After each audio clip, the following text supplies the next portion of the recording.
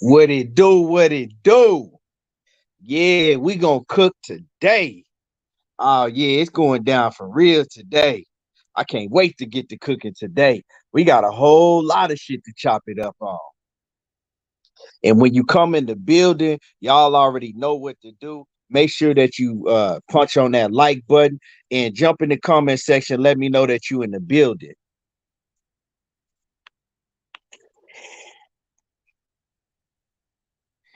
Yeah. What's up? What's up with it?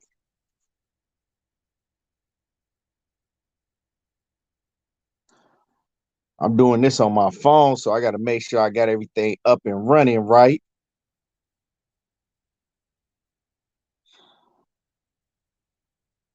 And like I said, make sure that you know what I'm saying, comment and especially today so I can know, everything up and running right.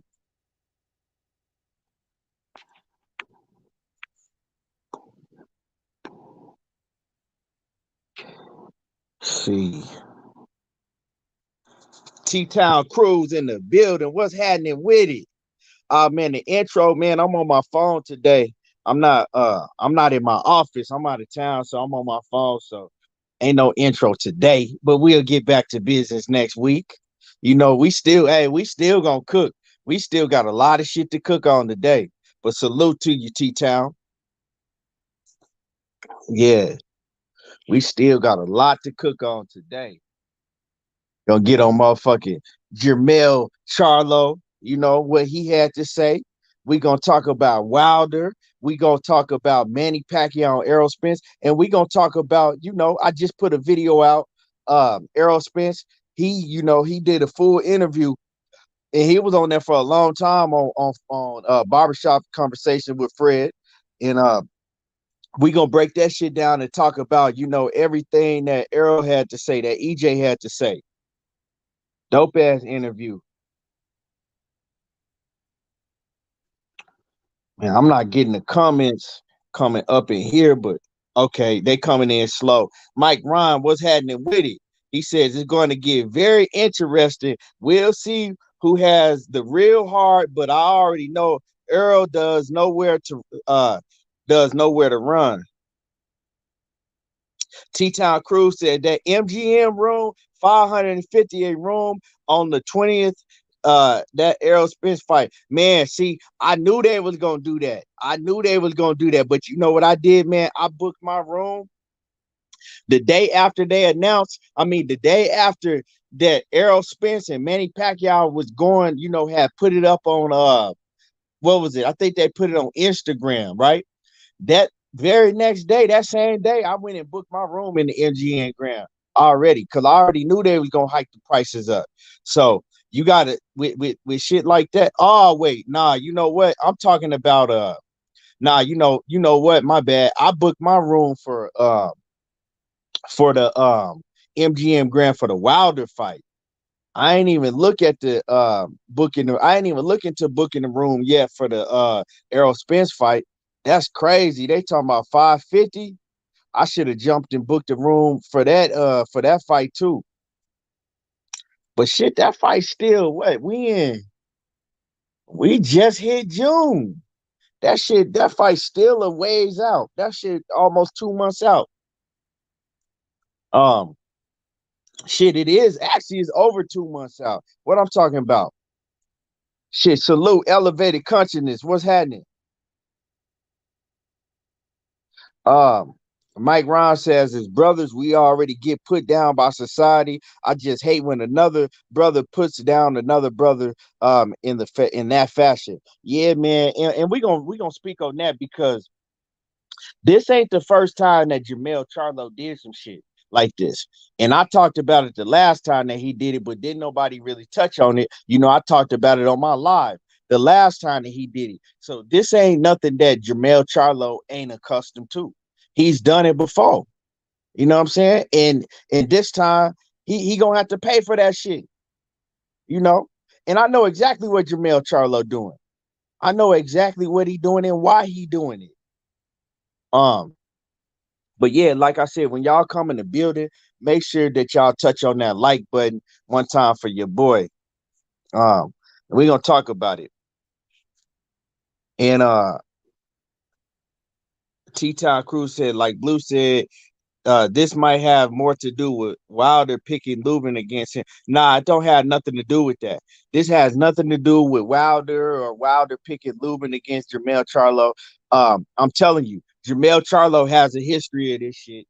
Maybe y'all didn't see it before in the past, but we gonna talk about it today. You know, we gonna talk about it today because I'm the right one.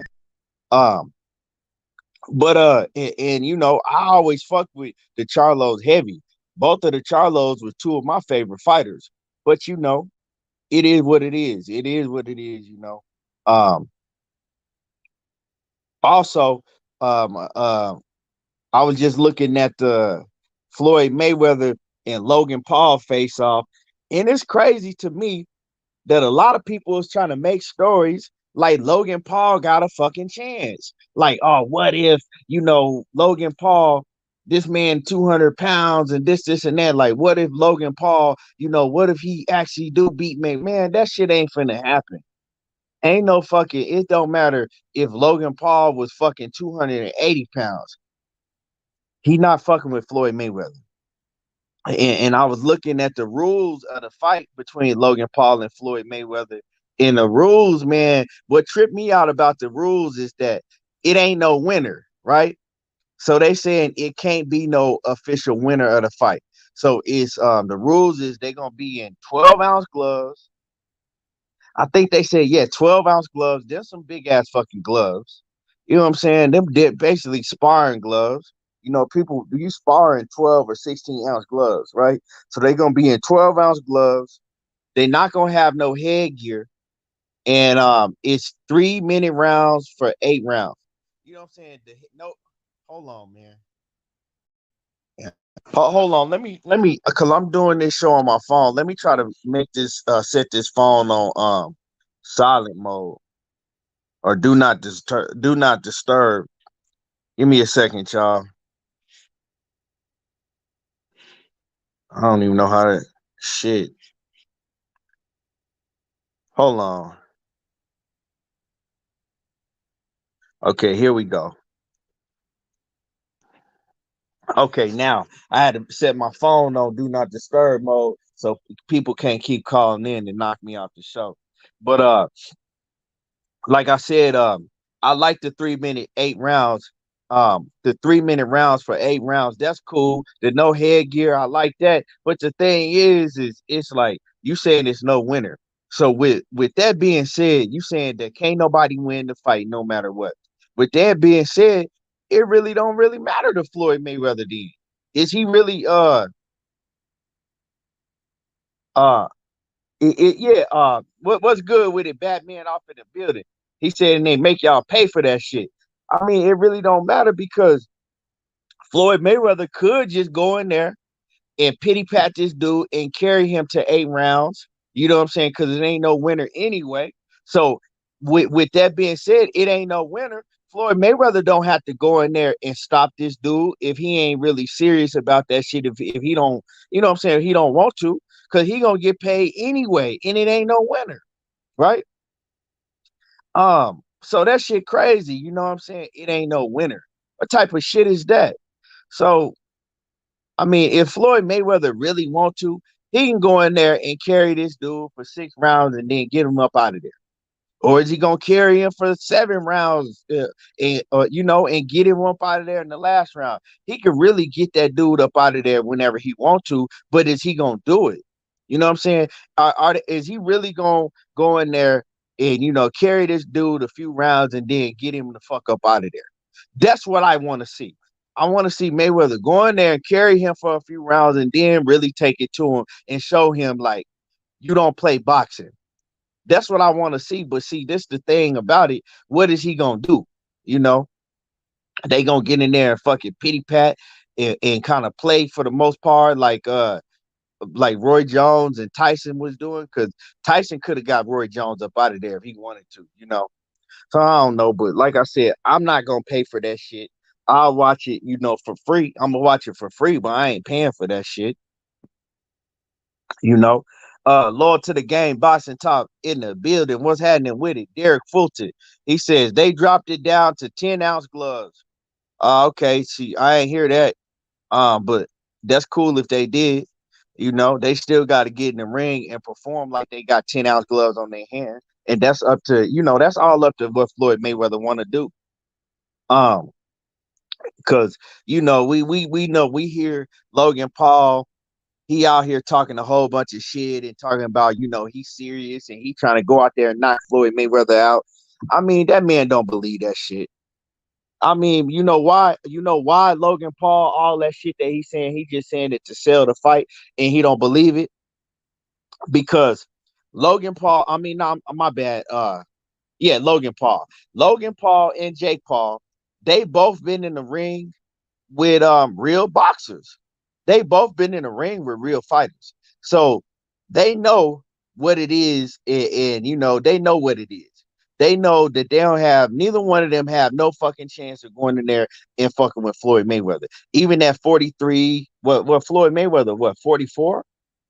I think Floyd Mayweather 44. Even at 44 years old, they know they ain't got no chance of going in there and fucking with a fighter on the caliber of Floyd Mayweather. Shit, Logan Paul, he lost to a YouTube dude. Logan Paul can't fight. The motherfucker can't box. Now, Jake Paul can box, but Logan Paul can't fucking fight a lick. He lost to a YouTube dude, KSI. He lost to that and the other UK dude, you know what I'm saying, KSI. That motherfucker can't fight. Floyd Mayweather he gonna go in there and play with this dude. I hope they don't try to make it. Man, when we see this fight, and I know most of y'all ain't paying for it because I ain't paying for it, but I'm gonna watch it for free, like I said. If we start watching this Floyd Mayweather and Logan Paul fight, and we see that the fight is somewhat competitive at all, we already know that it's some bullshit. You know what I'm saying? If we see that this fight is looking competitive in the beginning rounds, we already know what it's about. You can't fool me. You got to be a dummy to think that Logan Paul can go in there and be competitive with Floyd Mayweather. Like I said, I seen Logan Paul fight another YouTube dude that has no boxing experience himself, that don't know how to fight, really. And they both look like some shit. And Logan Paul lost that fight. So don't mistake Logan Paul with Jake Paul. Because Logan Paul, little brother Jake Paul, would beat the dog shit out of Logan Paul. That's what we really need to see if we talking about some YouTube boxing shit.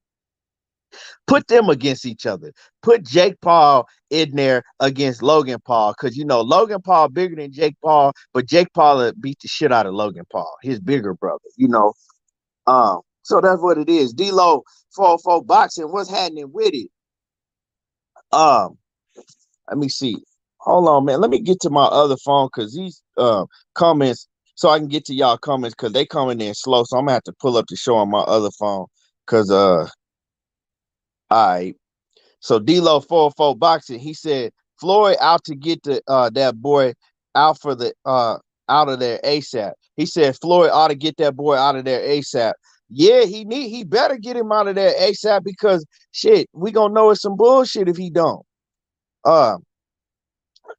D-Lo 404 boxer said Floyd say he want 8-ounce gloves. That's just all to sell the fight.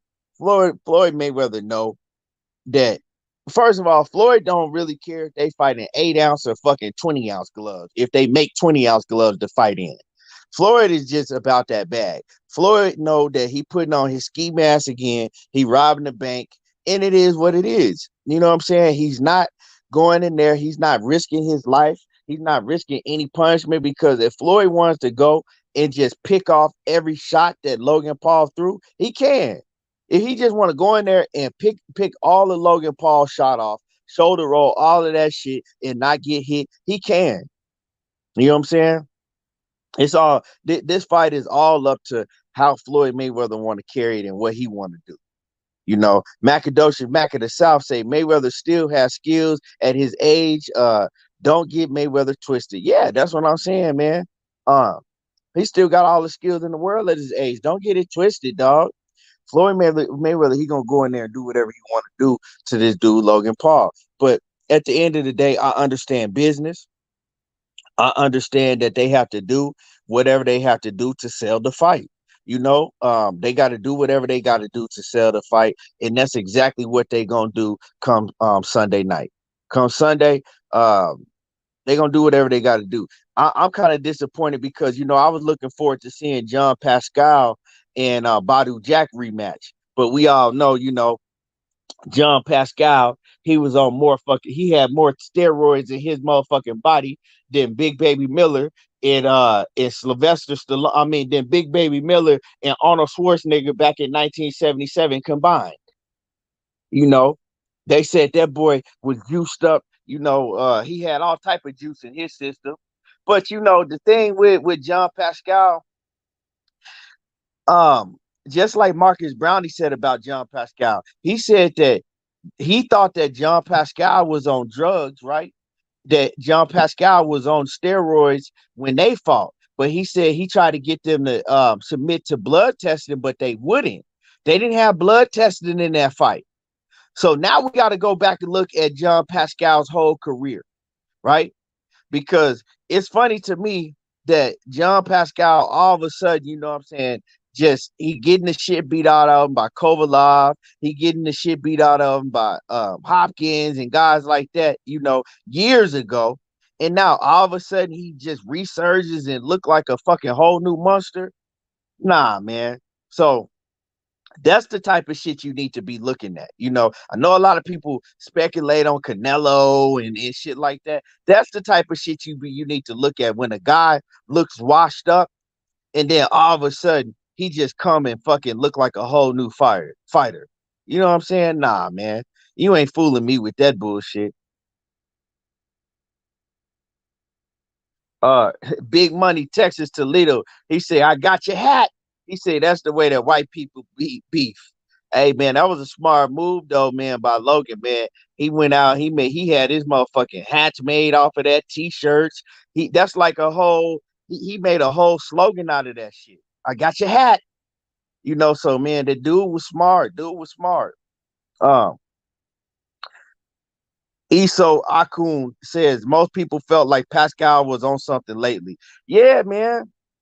And like I said, he got away with it for a while, but you can't get away with shit forever. When you continue to do shit like that, you're gonna get caught. You know what I'm saying? When you continue to do shit like that, you're gonna get caught. Um, yeah, you did what I'm saying. Let me see what else y'all talking about in the comments, and then I'm gonna move on. Uh SS Chicago, what's happening with it? He said Florida's top five all the time, of all time. Oh, definitely, definitely. Um, Elliot Burgess, what's happening with it? Javier Rodriguez, what's going on with it? He says Logan is going to drop Mayweather. Okay. I mean, I'm pretty sure you ain't half retarded. And so, I mean, you gotta be shit, fuck half retarded. You gotta be full blown retarded, Javier Rodriguez. Well, I ain't gonna call you retarded because you could be a kid. So let me take that back. You either a kid or you just jacked up in the head if you really think, or just know nothing about boxing at all, if you think that Logan Paul has any chance against Floyd Mayweather. So I apologize to you if you are a kid. You know what I'm saying? If you're a kid, I do apologize. You know, but yeah, man, Javier Rodriguez, I'm letting you know right now. Don't bet nobody on Logan Paul doing anything to Floyd Mayweather. I'll just leave it at that.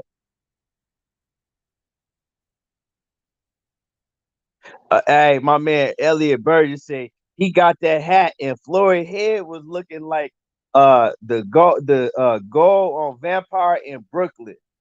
Hey man, Floyd head was jacked up. Like I told everybody, I said if somebody took my hat off, if my shit was looking like Floyd Mayweather's, I'm mad too. I'm trying to fight anything in sight.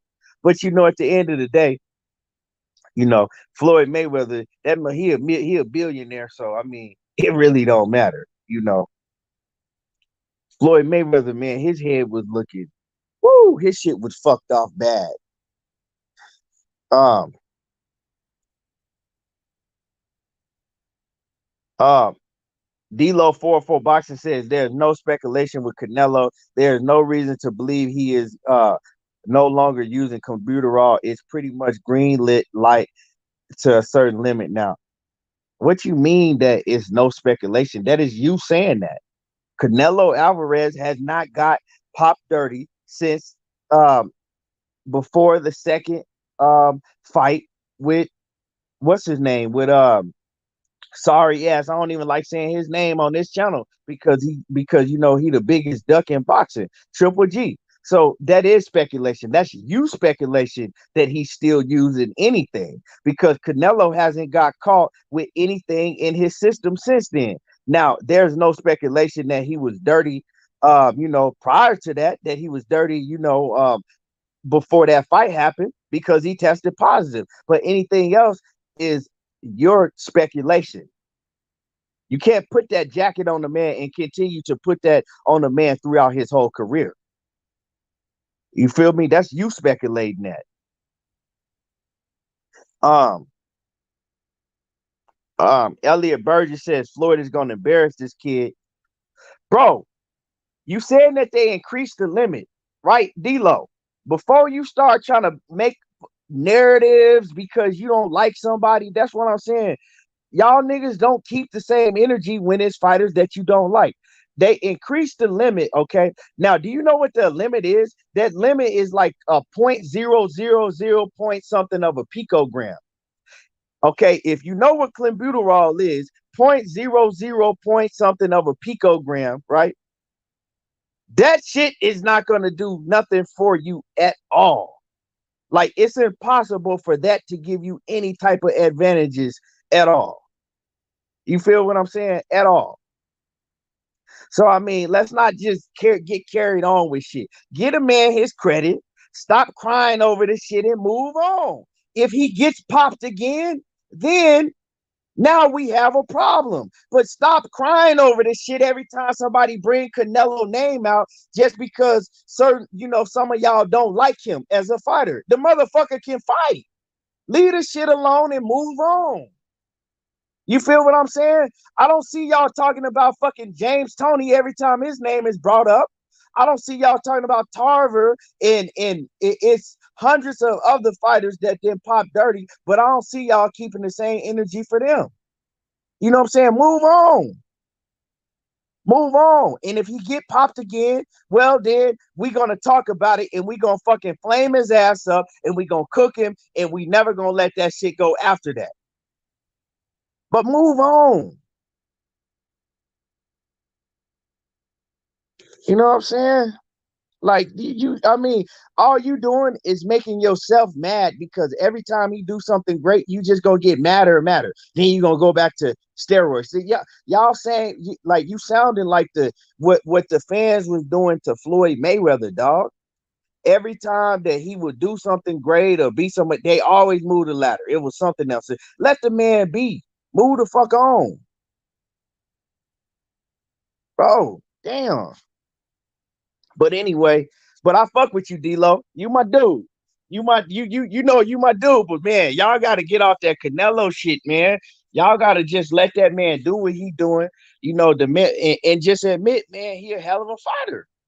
He a hell of a fighter, dog. You know what I'm saying? Don't try to don't try to, sabotage, don't try to basically shit on everything he's done throughout his whole career and say it's because of steroids or clenbuterol is not steroids, but say it's because of clenbuterol or performance enhancement.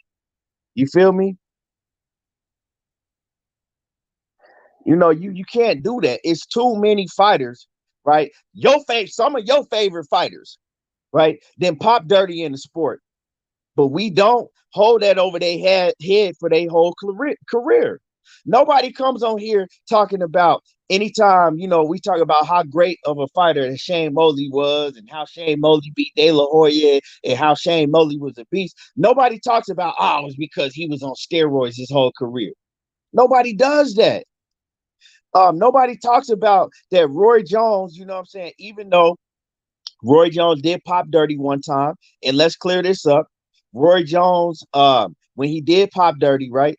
it did come back, and it said that it was proven that it was a tainted supplement that he was using. But whatever the fucking case was, right?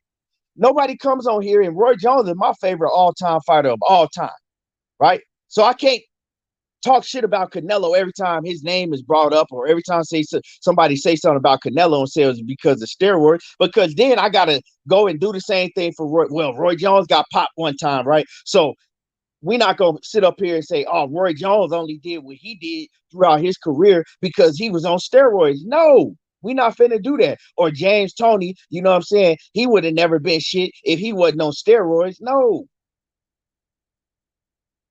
Now, Pacquiao is a whole different story, Kelly Brown. Now, I'm not going to accuse Pacquiao of juicing right now, but when a man just flat out refuses to take a blood test, you got a whole different conversation in itself. But you know what I'm saying? But let's move on, man. Uh, let's talk about Jermell Charlo. That's what I want to, that's what I want to go ahead and transition into and talk about Jermell Charlo. You dig what I'm saying?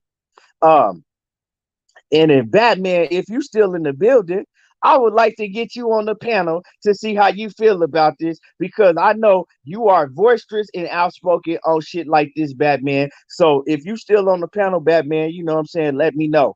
Uh, Holler at me, and I'll send you a link, and we can chop it up about this. You know what I'm saying? And like my man Big Money Texas Toledo say, hit that like button. Now, let's talk about what Jermell Charlo had to say.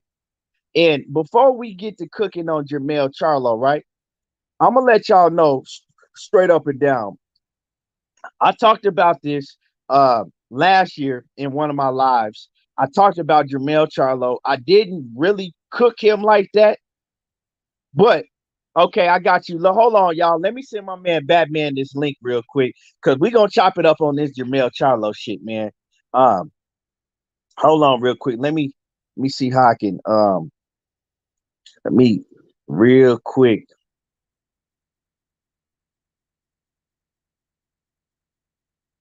Let me see. I'm gonna try to put it in the link and see if you could grab it. Hold on real quick.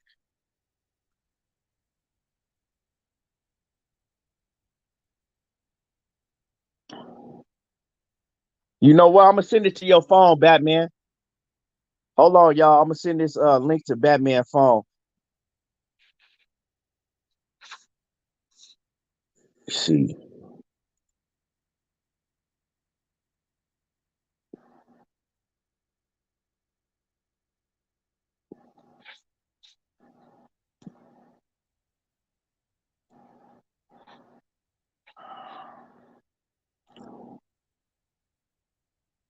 Matter of fact, I'm gonna send it to your email. Now I'm gonna send. Hold on.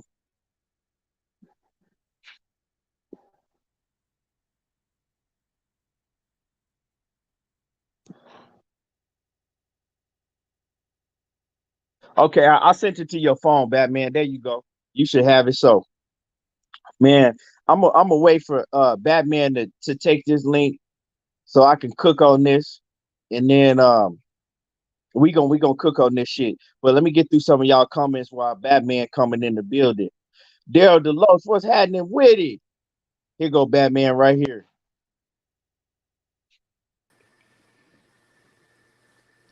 Bat, what's happening with it? What's up, kid? Oh man, just man, same pimp suit just reheated, man. I wanna, get your take on this Jermell Charlo situation, but I'm gonna cook on it, and then I'm gonna pass it off to you. Good. So, man, so I talked about this last year, right, on my show, because Jermell Charlo, I can't really remember if it was a live stream that he was doing, or I think it was a live stream that he was doing. I don't remember if it was on his channel or what channel it was on, right? And somebody had started asking Jermell Charlo about, like, the issues that was going on in America with the whole George Floyd situation, and the whole the whole all the racism that was going on. Police brutality, the systemic racism. They asked him about that, and he jumped on the dude in his live chat and got pissed off, talking about, oh, I ain't, what I'm saying, don't try to come in here, and with that race baiting shit, this ain't, I love all people. Race ain't got nothing to do with it and shit. And the dude was just basically trying to get his take on the shit that was going on in, America, right?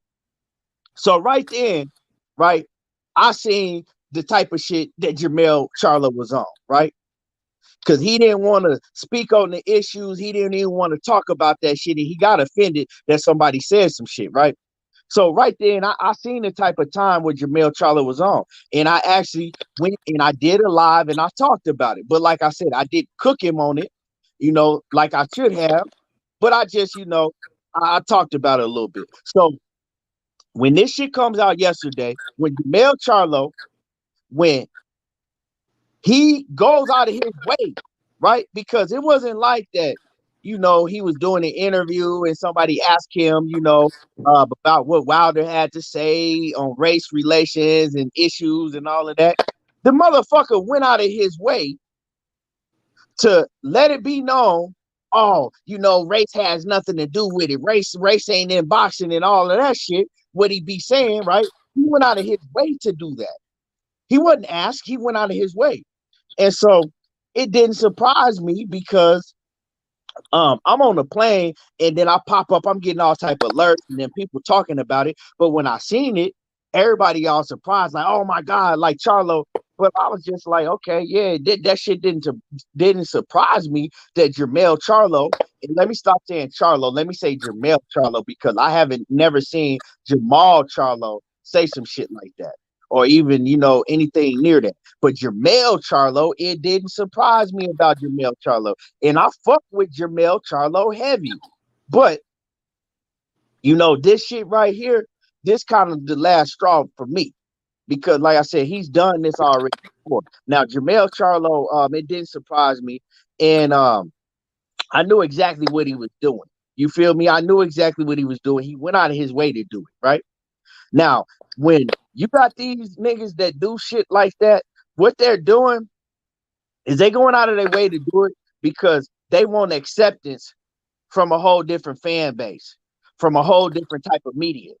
They want to, they want to, oh, me. I'm not like them. That's that. I'm not like them. You know what I'm saying? When you group black people together, they like, well, I ain't like them. That's what Jermell Charlo was trying to do, right? He trying to let everybody know, well, I'm not like them.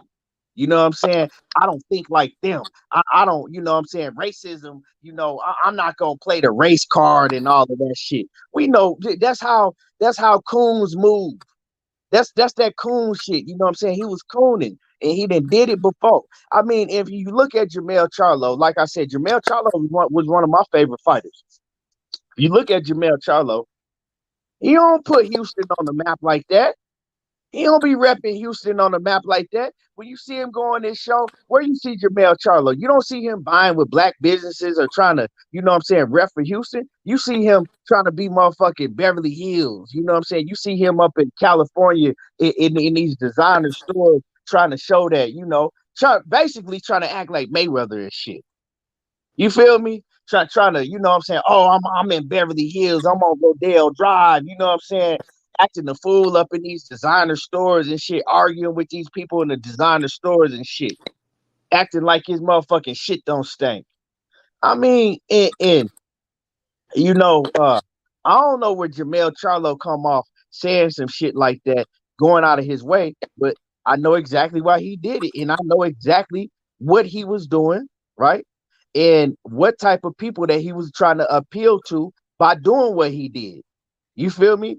He trying to appeal to a whole nother audience because even the people that don't like him, if you got white people, other races that don't like Jermell Charlo, now you're gonna see them start advocating for Jermell Charlo just because he went against another black man and an outspoken black man that they don't like because that man is black. A lot of these dudes, they Deontay Wilder or how he fight or what, they don't like him because he is a black man that is outspoken.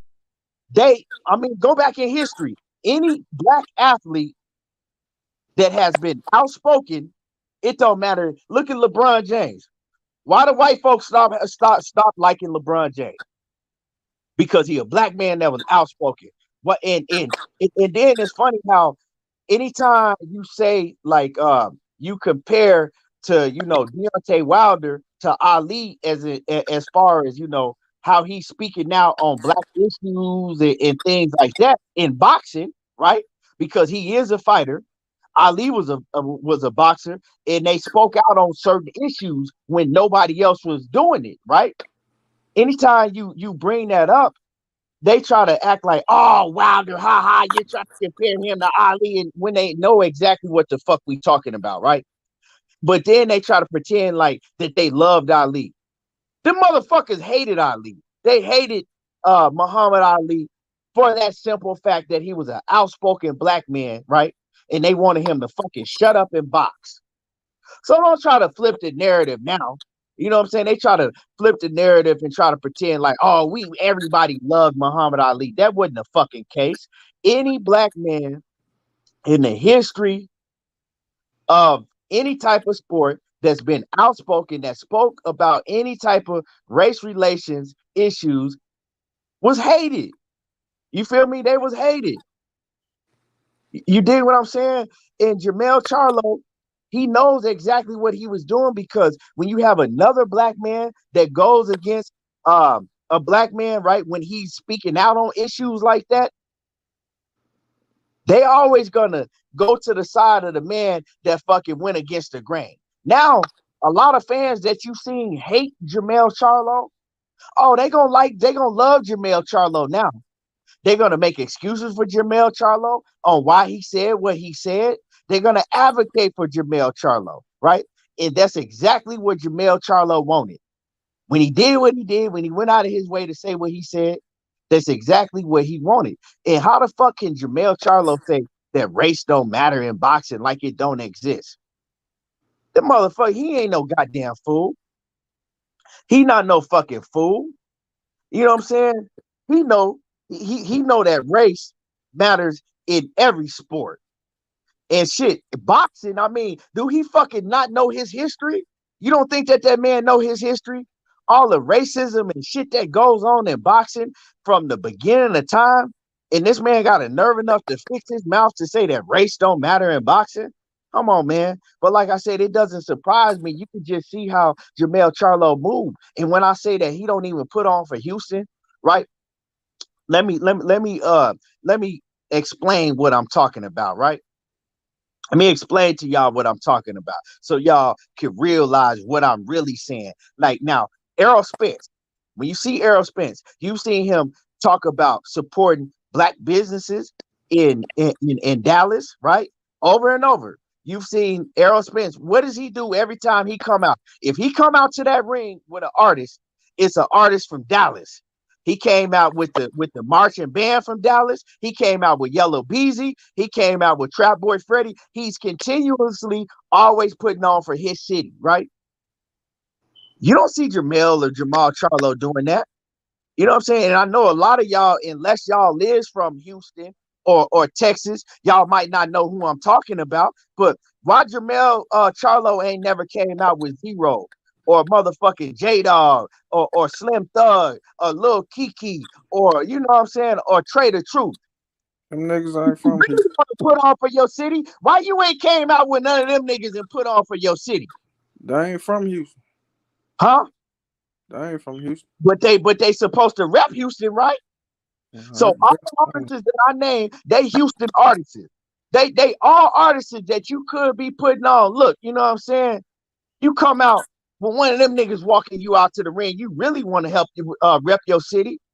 You talking about this Houston shit, but when I see y'all go live and when I see Jermell Charlo do his live thing, I see him trying to Big up Cali. Oh, we on Rodale, we Cali this and California that. You're supposed to be repping Houston. You know what I'm talking about? If you from Houston or if you from Louisiana, well, rep Louisiana. Have Boosie or somebody bring you out. But that's what I'm saying. It's different. You know what I'm saying? It's different. You know what I'm saying? It's different, and I see exactly what type of cat that Jermell Charlo is. But see, we all fuck with Jermell Charlo because you know what I'm saying? He one of our fighters. He go hard in the ring. And one thing I will say about Jermell Charlo, he don't never turn down no smoke. So he about that shit in the ring, but you know, you got to draw the line somewhere. You got to draw the line somewhere. You know what I'm saying? You either gonna stand for you either gonna man, hold on. Uh yeah, they don't rep Louisiana at all. You either gonna stand for something or fall for anything. You dig? At the end of the day, you either gonna stand for something or fall for anything. And that shit that Jermell Charlo did, and I'm speaking for myself, that was some motherfucking buck dancing ass shit. But I knew exactly why he did it and what he was trying to gain from doing that shit. And Errol Spence spoke on him doing that also last night. But I'm gonna let my man Batman cook on that shit. Go ahead and cook on that. Batman. Uh, man, the man chose money over his people. I mean, a lot of people do that. So, uh, man, it is what it is. But uh, but what? But he hate Wilder for real. They got, I mean, he got something against him. Cause every time, go back to all his interviews when him and his brother was really hanging together real tough, and it's a Wilder fight, a Wilder about to fight somebody. Somebody say who they choosing. Jermell always choosing the other opponent, and Jamal be like, I'm going with Wilder. I'm going with Wilder. I'm going with anything, you know what I'm saying, black. But Jermell always picked against Wilder. I noticed that. I was like, him and Wilder got a thing going on, I guess, that he really don't like him. And But go ahead, what you say? no, I was gonna say, and I hear a lot of people saying that, but see, my take on it was that he didn't say that because it was that he don't like Wilder. Because, like I said, what I said before I start cooking on this is that Jermell Charlo has a history of doing shit like this. But He nah, didn't but did this ain't the first time he didn't go did it, and go last time it didn't have nothing to do with Wilder. go to any of their interviews, and when somebody asked him about Wilder, when Wilder was fighting Ortiz, he picked Ortiz, but his brother picked Wilder. Uh, Right. I remember that. yeah, and when he first fought the first fight against Tyson Fury, he picked Tyson Fury. His brother picked Wilder. He got a thing against Wilder. I guess, man, they don't like that Wilder is the face of boxing. But see, what I'm saying, I what mean, I'm he don't. saying. My fault, not they. He don't. Yeah. But see, what I'm saying, Batman, is that may be the case that he don't like Wilder, right? But I'm saying that him coming out and see, uh, uh, I don't want to call him a coon, but a man that's looking for validation from He looking for a white attention. audience or He, a different, you know what I'm saying, a different type of audience, mostly, you know what I'm saying, like, but you got Mexicans that do that shit, you got blacks that do that but shit, but you got, look who he they look who all he. look for validation from the white man. So a man that's coming out, right, looking for validation from a certain type of race of people, right, that was his perfect. See, he looked at that as his perfect opportunity to jump in there and to, do some shit like that. Because, like I said, you got to remember, my whole point is this is not the first time that Jermell Charlo has said some coon type shit. He's done it before, and the But last time he did it, he wasn't not the, to do with Wilder. but he not the only one that does the shit. Man, all them athletes does the shit, man. Them football players, them basketball players. Go look at their camps. Go look at most of y'all their camps. It be all white people. Don't half of them niggas come from the hood, man. Don't none of them niggas come back and get back to the community at all. Don't none of they choose money over their people. No, none of them niggas stick up for us, man. It's just a couple of them, a good handful of men, but a lot of them niggas don't. Man, a lot of them niggas, man, a lot of them niggas coons, man. He's one of them. He Right. chose money over his people, man. Exactly.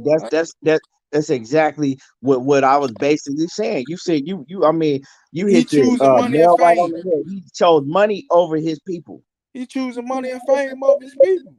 Long as he look who he surround himself around, dog. Go look at his when you go look at his channel. Go look who he surround himself around. He got a couple of black people. He got a lot of Mexicans. He just man, the man. Hey, look, man. He dressed like a fucking listen, they dress like one of them Cuban niggas, man. They dress like somebody from Miami, a Cuban Miami. He don't even dress like his own kind, dog. Like did y'all and see, you know what I'm saying, the way that he acting and shit. You see, I don't know if you seen on his channel, right? When he got in the argument, I think he was in one of them designer stores in Beverly Hills, right? In Hollywood. He was in one of them designer stores and he got to acting up, arguing with like, oh, y'all, With, I with one come of in his here and men. I I spend saw so much money with y'all, and the nigga was, huh? I know which joint you talking about, the joint he just recently released. No, no, no. This was a while back. He was in there arguing with one of the retail workers in one of the them. I forgot what designer store it was. It might have been like the Louis store or Fendi, one of them Man, stores, right? and go look at them. Go look at them. When they first came out, they was dressing like niggas. They Yeah, was dressing. exactly, They right. was urban way. But when they started getting money, they went to the other side, dog. Right, right. So Man, so he was arguing like, oh, yeah, I'm one of your top customers. Y'all gotta treat me like this. And then he going off, and I'm like, man, this dude acting like one of them fucking snobby rich white dudes and shit. Like he making I don't know, man. But I said, like, I always fuck with the Charlos real heavy. But it's like, when you continue to do shit over and over, like you gotta start noticing it at some point and bring it out. But let me get to this super chat real quick. My man, Mr. Munt, he said Batman is right, guys. He said he been acting like that ever since Wilder picked Lubin to beat him. He says Jermell has brought it up several different times. Yeah, and I noticed that. I noticed that. That. But my whole thing is that, right? Wilder was doing the whole interview, right? Why did you pick? Right? Why did you pick when Wilder said that to come in? You could have came in at any other point and made your comment, but you picked specifically when you wanted to jump in and say some shit. but Wilder said a whole lot of shit, but you picked that moment to jump in there. he did what he wanted to do. He got y'all talking Exactly. about him. Ain't nobody been talking about Jermell for real. Y'all ain't Right, even been when Wilder fight was announced and Errol fight was announced. Y'all don't even talk about Tank or his fight. right, right. So, and D-Lo 404 boxing off in that super chat, man. He say, dudes who make it from my grave give back to black. He says, dudes who make it from my May give back to black. From my hold on, we put that dudes who make it from my May give back to black. May Uh, give back to back. I don't know what he's saying, but man, look, man, I know a lot of niggas that I know a lot of them football players. When you go on YouTube or back in the day, Emmitt Smith, all them. When you go look at their caps, it's all white boys. They might got a couple of black kids in there, but it's all white boys. When you gonna see one of them dudes come back to the hood and give back to the young people from their communities? The dudes, the kids that was coming up, like you never see that, man. The only reason the boxers do it because they gotta do it because right, right, because most of the time they ain't making enough money or their gym in the neighborhood. right, right. Exactly. And like I said, man, I'm just sick of these. I'm just sick of these dudes, man, trying so hard to go out their way to get validation from the motherfucking white audience or the white man Cause and shit, man. they trying to make more money. I know, I know exactly They why they bitch do on. it, and I know exactly why they do it. You know what I'm saying? Man, Because they feel like if you know if they could get that fan base to support them, that's everything to them. Like you know what I'm saying? The white fan base supporting them, that's or you know that's everything to them. I know what it be about, dog. yeah, man. I mean, it's more money for them, and they don't care. Oh, oh, Once okay, D-Lo. D-Lo was saying dudes from his way, they give back to excuse me, to the black community. They give back dudes from his way. hey, man, that's a good thing, man. But motherfucking go even with Jermell, man, they want to be accepted by the Mexicans and the black people accept them. They don't care. They don't care. They them niggas that man was waiting, man. The waiting to get their money in the hood, man. When I get mine, man, fuck this. I ain't never coming back here. Well, see, They I them don't niggas, know if it's so much the Mexicans because you gotta understand, in Texas, they grew up with the Mexicans. but So they you ain't know what grow I'm up saying? in So the Texas. Mexicans, most Mexican fans is gonna support the Charlos They anyway. didn't I grow up. mean, look, They didn't in grow up that there. side, They the didn't grow. Mexicans on that side, not the West Coast. That's a whole different story. They ain't grow up there. They not homegrown. Yeah, yeah, you right. You They right. not They homegrown from from Texas. Louisiana originally. Yeah, so they not home. They not homegrown for Texas. That's why you see a lot of me. He got a Migo wife, and he got a lot of Migo friends, man. I mean, Well, it's no listen. It's no harm in having them friends. It's no harm. But y'all know what it is for real when it all comes down, man. It's a so race war. It's a race war. Period. so They my thing, man, my thing, right, is and y'all know me, like I fuck with, like you know what I'm saying. My thing is I just look at certain things that Jermell Charlo do. Like, you know me, I fuck with all races. You know what I'm saying? I don't give a fuck if you black or purple, you know what I'm saying, or green or yellow. I fuck with all races. But what I don't fuck with, I can't stand when I see, you know what I'm saying, my people do shit like this because I know exactly what they trying to do. And I've seen it time and time. I've seen it time and time again, and I know when a black man or a black woman does shit like this, I know ahead of time. Yeah, I know exactly what you're trying to do. I know exactly who uh, you're trying to get validation from. y'all gonna forgive him That type anyway. shit. Y'all gonna forgive him. Y'all forgave Floyd. So you know what I'm Cool. saying? I I mean, don't people fuck. period. I don't fuck with Floyd to this day. Everybody know I don't fuck with Floyd. I used to fuck with Floyd until Floyd started doing in that Conan shit. Ever since then, you got to go back in the archives and look at my videos. I Yeah, didn't cook but Floyd he a lot. started doing it. He started doing it. He started doing it when he left boxing. When he stopped being an active boxer. Right.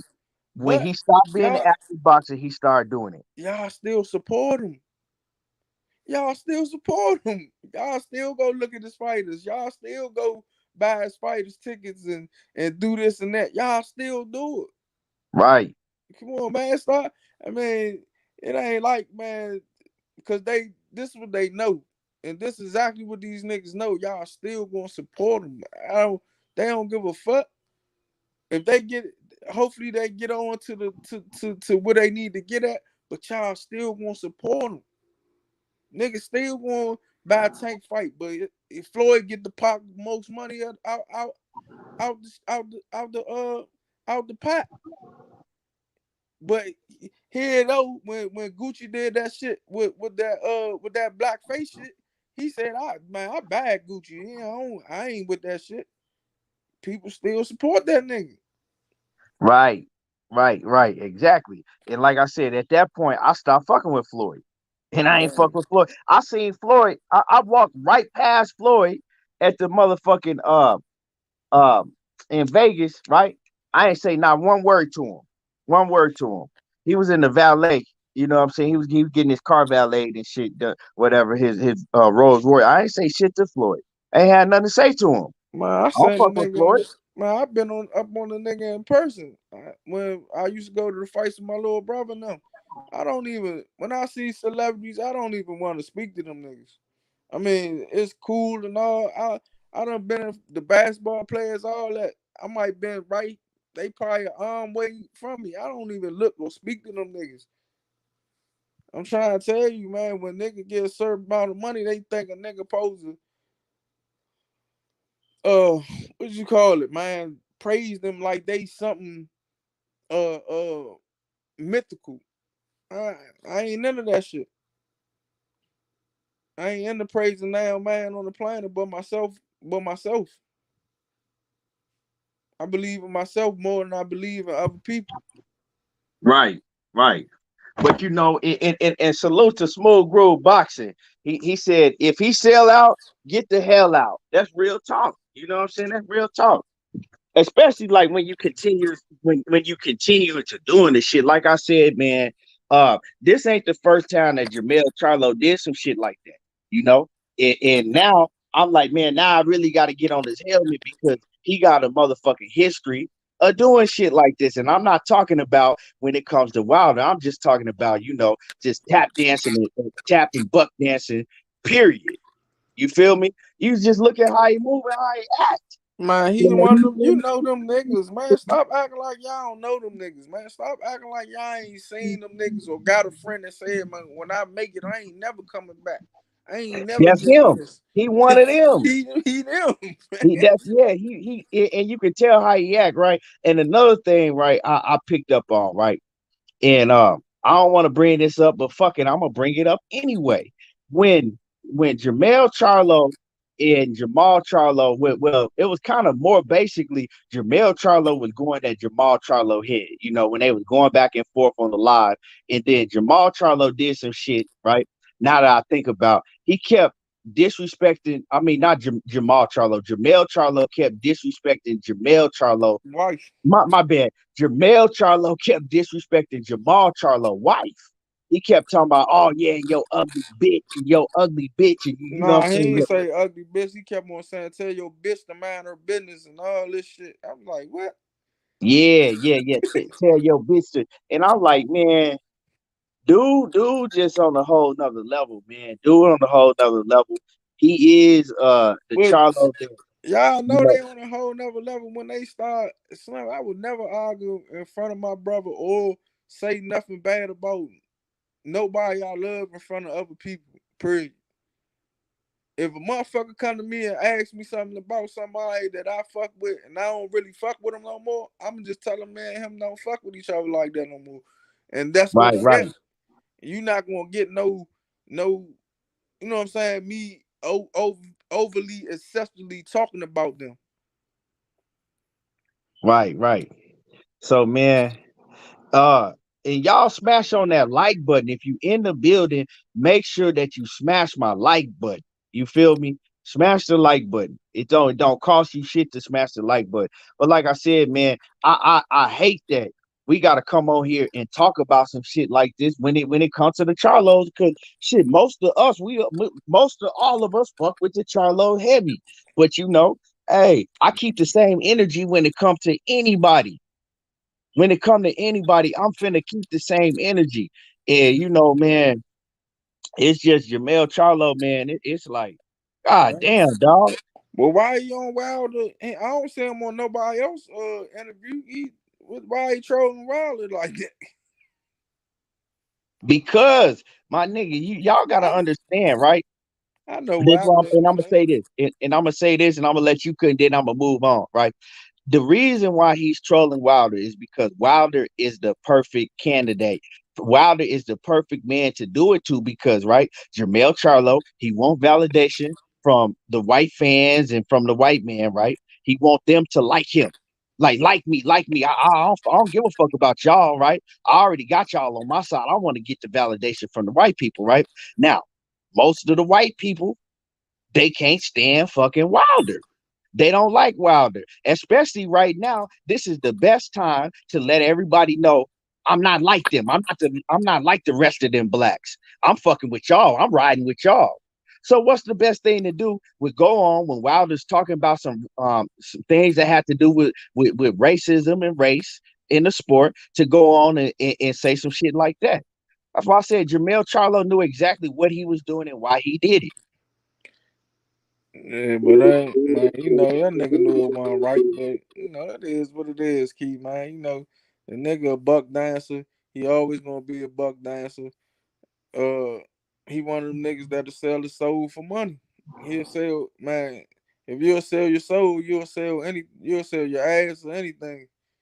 Just stay where Real you talk. at, man. Hey, You you know what I'm know, saying? Because if he lose all that money, if he lose anything, he's got to come back where to where the niggas where the niggas be at, man. He got to come back to them slum hoods and shit like that. If he ever loses money, that's why I be telling them niggas. If you ever lose anything or the white man take your shit and you do something stupid because you liable, you one of them what you call that shit? You one of them high energy stupid niggas that'll do something stupid because your mind fucked up and you might lose it all. And you gotta come back around to people you don't even fucking like for real. That's your like you like don't like like I don't like think with that nigga like OJ. his I don't think Like that nigga like his own skin for real. like OJ. OJ didn't want to have nothing to do with his people. Hey, but when that shit happened with that white wife of his, dog, hey, he had to come back and hey man, they said that they had to go in OJ's house and he had nothing but like pictures of him and white people all on his wall. They had to take all of them pictures down and put black pictures up all around his house before the jury walked through and did the walk through his house because the jury was all blacks. So they had to change OJ Simpson's whole image, right? They had to do that. They had to change his whole image because they had an all black jury. Yeah, man. When OJ didn't want to have nothing to do with his people, but he found out real quick. He found out OJ found out real quick, man. But that's a whole different story in itself. But man, race has always been a huge issue in boxing. And Mr. Cheesehead, that wasn't what he was talking about. What they was talking about is Wilder was talking about, what I'm saying, him being black, why is he getting treated like he was getting treated in boxing? Right? Why is he, what I'm saying? Because of his skin color. If he was a white man or not, what I'm saying, he wouldn't get treated like he's been getting treated. Yeah, they would have did an investigation. Right, exactly. So that's what they was talking about. Wilder was talking about, it's because of his race, why he's getting treated, not why he lost to Fury or why people. Nah, it didn't have nothing to do to that shit. With that shit. If Canelo Alvarez said somebody was tampering with their gloves and he felt he was cheated, they is going to do a whole investigation, man. Well, man, I mean, but that's a fact. That's a fact. But they didn't. We know why they didn't want Wilder to have that belt. You know what I'm saying? They didn't want Wilder to have that belt around his waist, and we know exactly why. Now, if Wilder was a motherfucking if it's and I'm gonna leave it like this: if Wilder was a black champion, right? That was fucking that had the goddamn attitude of a Sean Alexander or a Tiki Barber. If y'all know who the fuck they is, if Wilder was a Tiki Barber, they would fucking love him. No, They'll love him. you know why niggas don't love Wilder? I'm talking about boxing niggas, cause he came from nowhere. He really don't have the skill set. He got an equalizer. He learned a little bit, but niggas so jealous of him that they had to go through something that he didn't have to go through something that they had to go through their whole life training, and he got a gift. That's why niggas don't like him, dog. But see, That's that's why one Tank thing, Davis don't. That's why Tank Davis was going at him and early. Then he don't go at him no more. But early in Wilder career, he was going. Oh, he fight like a girl. Uh, but uh. see, the fan base. So, cause I know this shit, right? The fan base never started dogging Deontay Wilder out like that, right? You know what I'm saying? Motherfuckers was talking about like, oh, he was wild and maybe he didn't have skills. But see, the fan base never started really hating Wilder like that the white until he lost. fans and shit, they never start really hating Wilder like that, right? Until he Until lost. until Wilder came out and started talking about race relations and what was going on with his black people and started really, really riding for black people and being outspoken about that shit. Once he started doing that shit, you've seen a whole different type of hate towards Wilder's way. Man, they want to keep us. They want to keep us oppressed, man. Nah, Joe Jack, I'm talking about Cheeky and Sean Barber. I'm not talking about them as being heavyweight champ. I'm talking about if they had the type of, if they was Attitude, the type of men. I mean, if Wilder was the type of black man that they are, because they don't know that they black. Mr. Mechanical, what's up, baby? You But feel me? But man, let me see. Man, but yeah, man, like I said, I know what it is. And shout out to everybody that's in the comment section, man. Y'all make sure that y'all hit the like button. Hit the like button because we up in here cooking. Now, I want to talk about oh yeah, so we gonna transition into Errol Spence. Let's talk about what Errol Spence had to say. But before we even get deep into what EJ had to say, let's talk about, EJ was even asked about what Jermell Charlo said. Because he wasn't, he didn't know. When EJ did his interview, over with Fred last night, he was like, they asked him, like, what you think about what Jermell Charlo had to say? He was like, well, what'd he say? He's like, what'd he say? He was like, I didn't hear what he said. man, Fred ain't try to really. Fred ain't Yeah, he didn't. try to really tell him what he really said. But Yeah, yeah, he didn't really I emphasize on it too ain't much. too But much. But he wasn't gonna do that to a stable mate. He just said he know, what I'm saying? He know what's going on for real. yeah, He yeah, just he was like, man, he was basically like, man, damn, Charlo said that. He really said that. He was like, damn. He was like, man, he was like, I don't know what it was with Charlo. He was like, I don't know what it is with Charlo. He's like, but Charlo know that what I'm saying, race is a big thing in boxing. That race matter in boxing. He was like, he know. He was like, hell yeah, he know. He was like, so I don't really know why he said that or why he would say something like that. So Errol Spence just left it at that because yeah, cause they he don't wasn't really really be shit. familiar with the whole backstory behind, because like Batman say, Fred didn't elaborate on that shit. He just kind of gave it to him real quick, but he didn't elaborate what he said and what I'm saying, what was said before that and all of that. Yeah, cause man, Earl really don't be hanging with them, man. I could tell. Nah, not like that. I mean, it probably when the training camp come, he probably talks to him here and there, but you can tell they really don't really, you know what I'm saying? They don't really talk every day and shit like that. Cause the way, you know what I'm saying, when if a nigga talk to him, oh, I'm about to call him, man. You know what I'm saying? You can tell he be, man. They friends like cause they in camp together and shit like that, but they not friends like outside the ring shit. Right, right, right. Because I mean they totally different type of characters.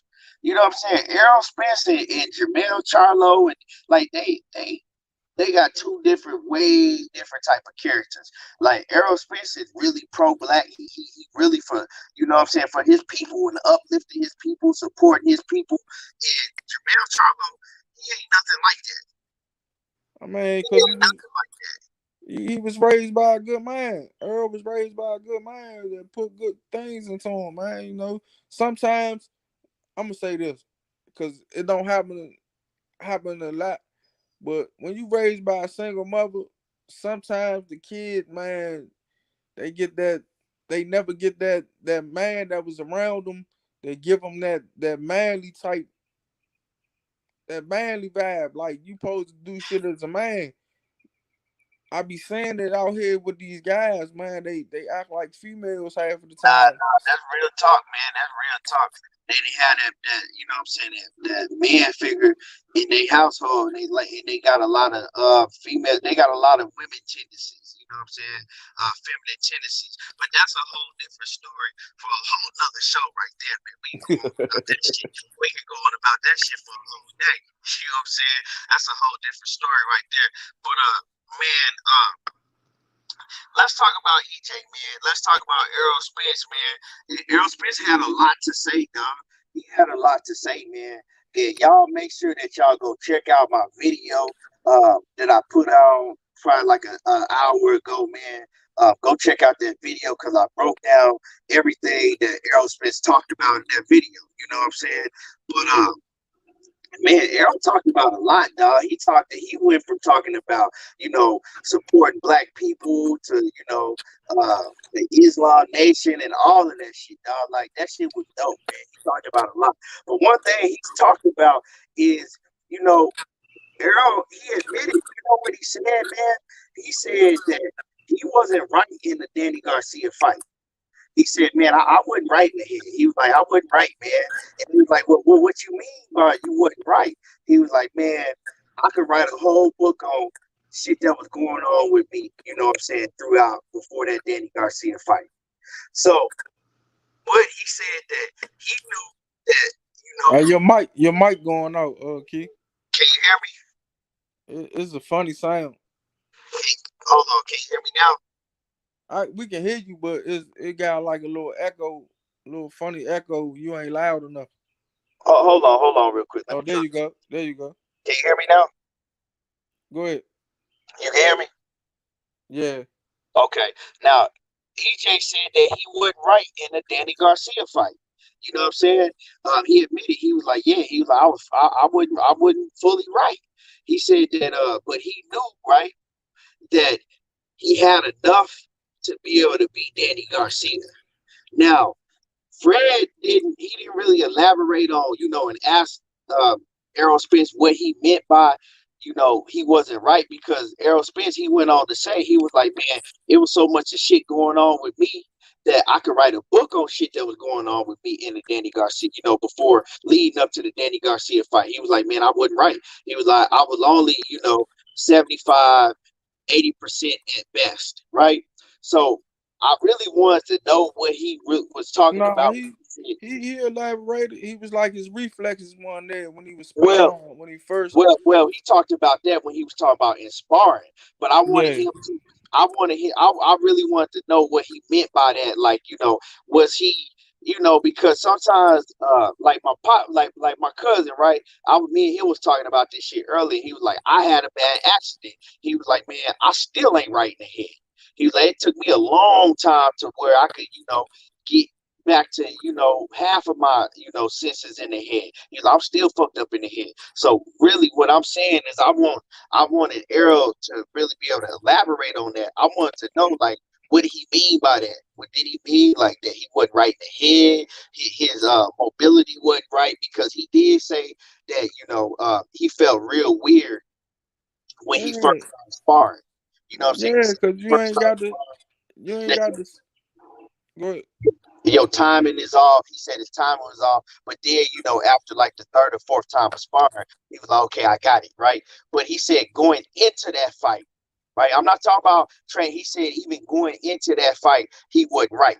But he Cause said he that, because he was like, if he was like, I was great on my boxing skills because I know what Danny gonna do. Danny gonna throw a couple of punches, but if Danny would have just went after him, he was like, man, he'd have knew he'd have been in a dog fight because he don't know if you know what I'm saying. That pressure would have he could have handled that pressure. He was like he was willing to die. That's what he really wanted to say. He was gonna be willing to die in the ring that night. But man, 100%. If he can do that at 80%, man, I can't wait to see Earl at 100. right. But and like you said, man, he said that, he knew if that Danny had to really try to come at him, he would have been in a dog fight. But he said that he know the type of fighter that Danny Garcia is that Danny Garcia really gonna let you fight at whatever case you want to fight. He said that Danny got one gear and he don't really switch up gears like that. So he knew that he had, even though he wasn't 100% or nowhere near 100%, he said he knew that he had enough to beat Danny Garcia.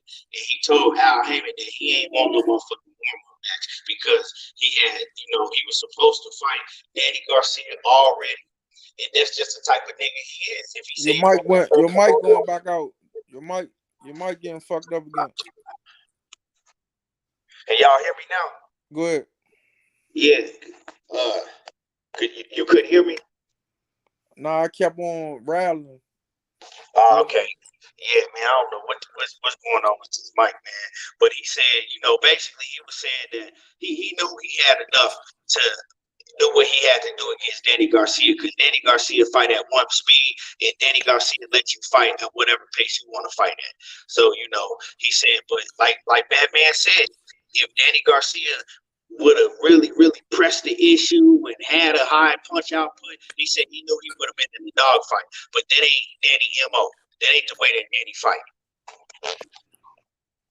Yeah. Mr. Mechanical say that if Danny left the right hook ain't landed, he ain't beating none of the elite fighters. Yeah, that's real talk.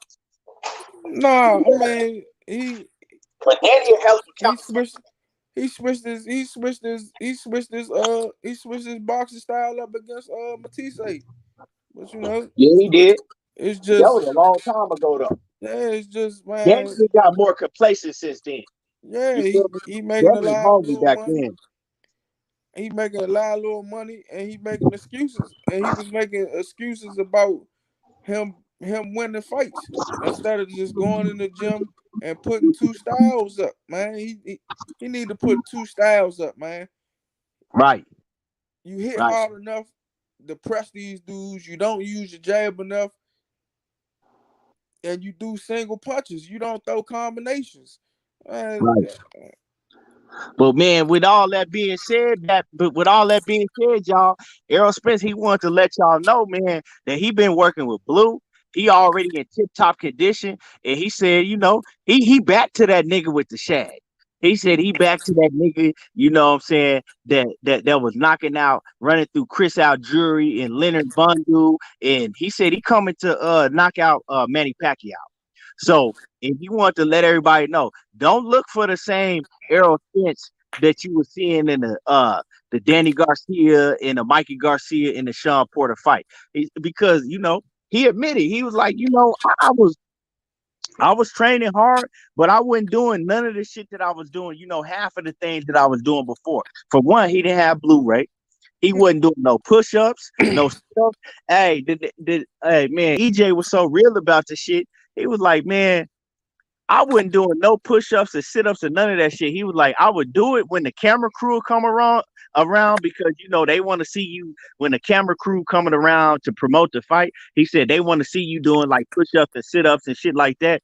He was like, but other than that, I wasn't doing none of that shit. I wouldn't. So he was basically just going off in there and beating these dudes off of just his skills and talent.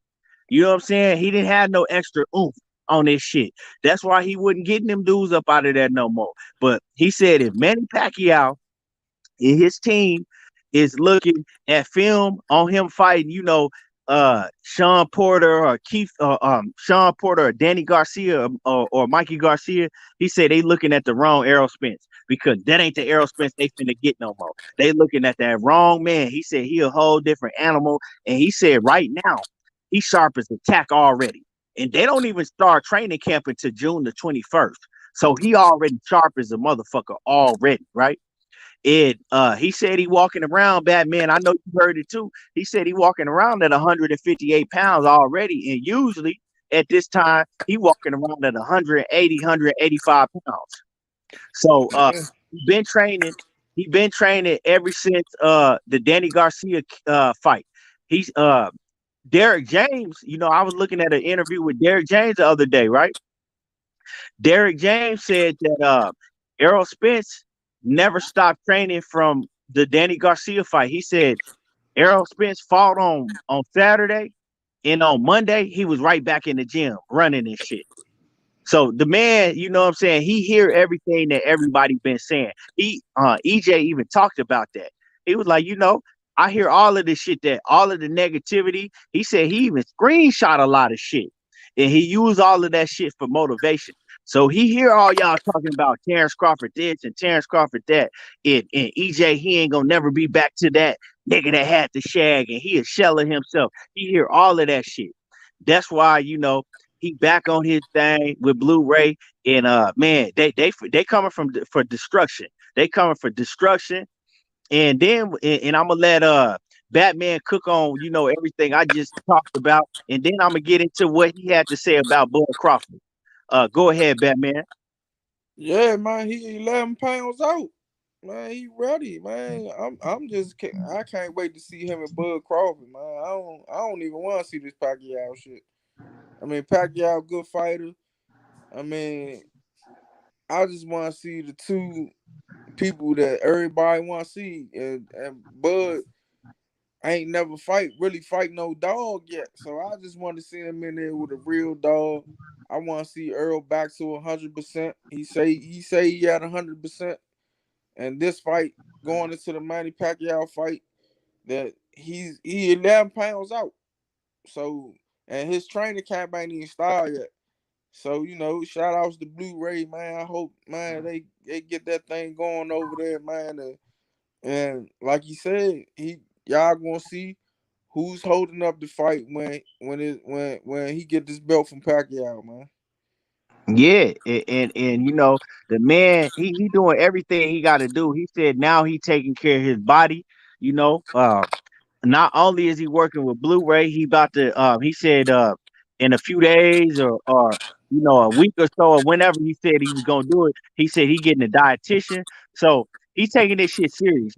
Now he got a bag and he gonna go for the real big bags. I'm talking about like the Mayweather Canelo shit. And he know coming into the second part of his career, he know what he got to do. He know what he got to do. Let me get to the super. I think it's a super. Let me get to the super chat. Uh, Matthew Valentine off in the building, always showing love and support. He said, "Man down, bomb squad, tank. Let's go, Keon. Bat money and chat." He say, "We've been waiting for this boxing shit again." Salute to you, Matthew Valentine, man. But he And taking my it real serious, and he not cutting no corners at all, dog. And with Bud Crawford, man.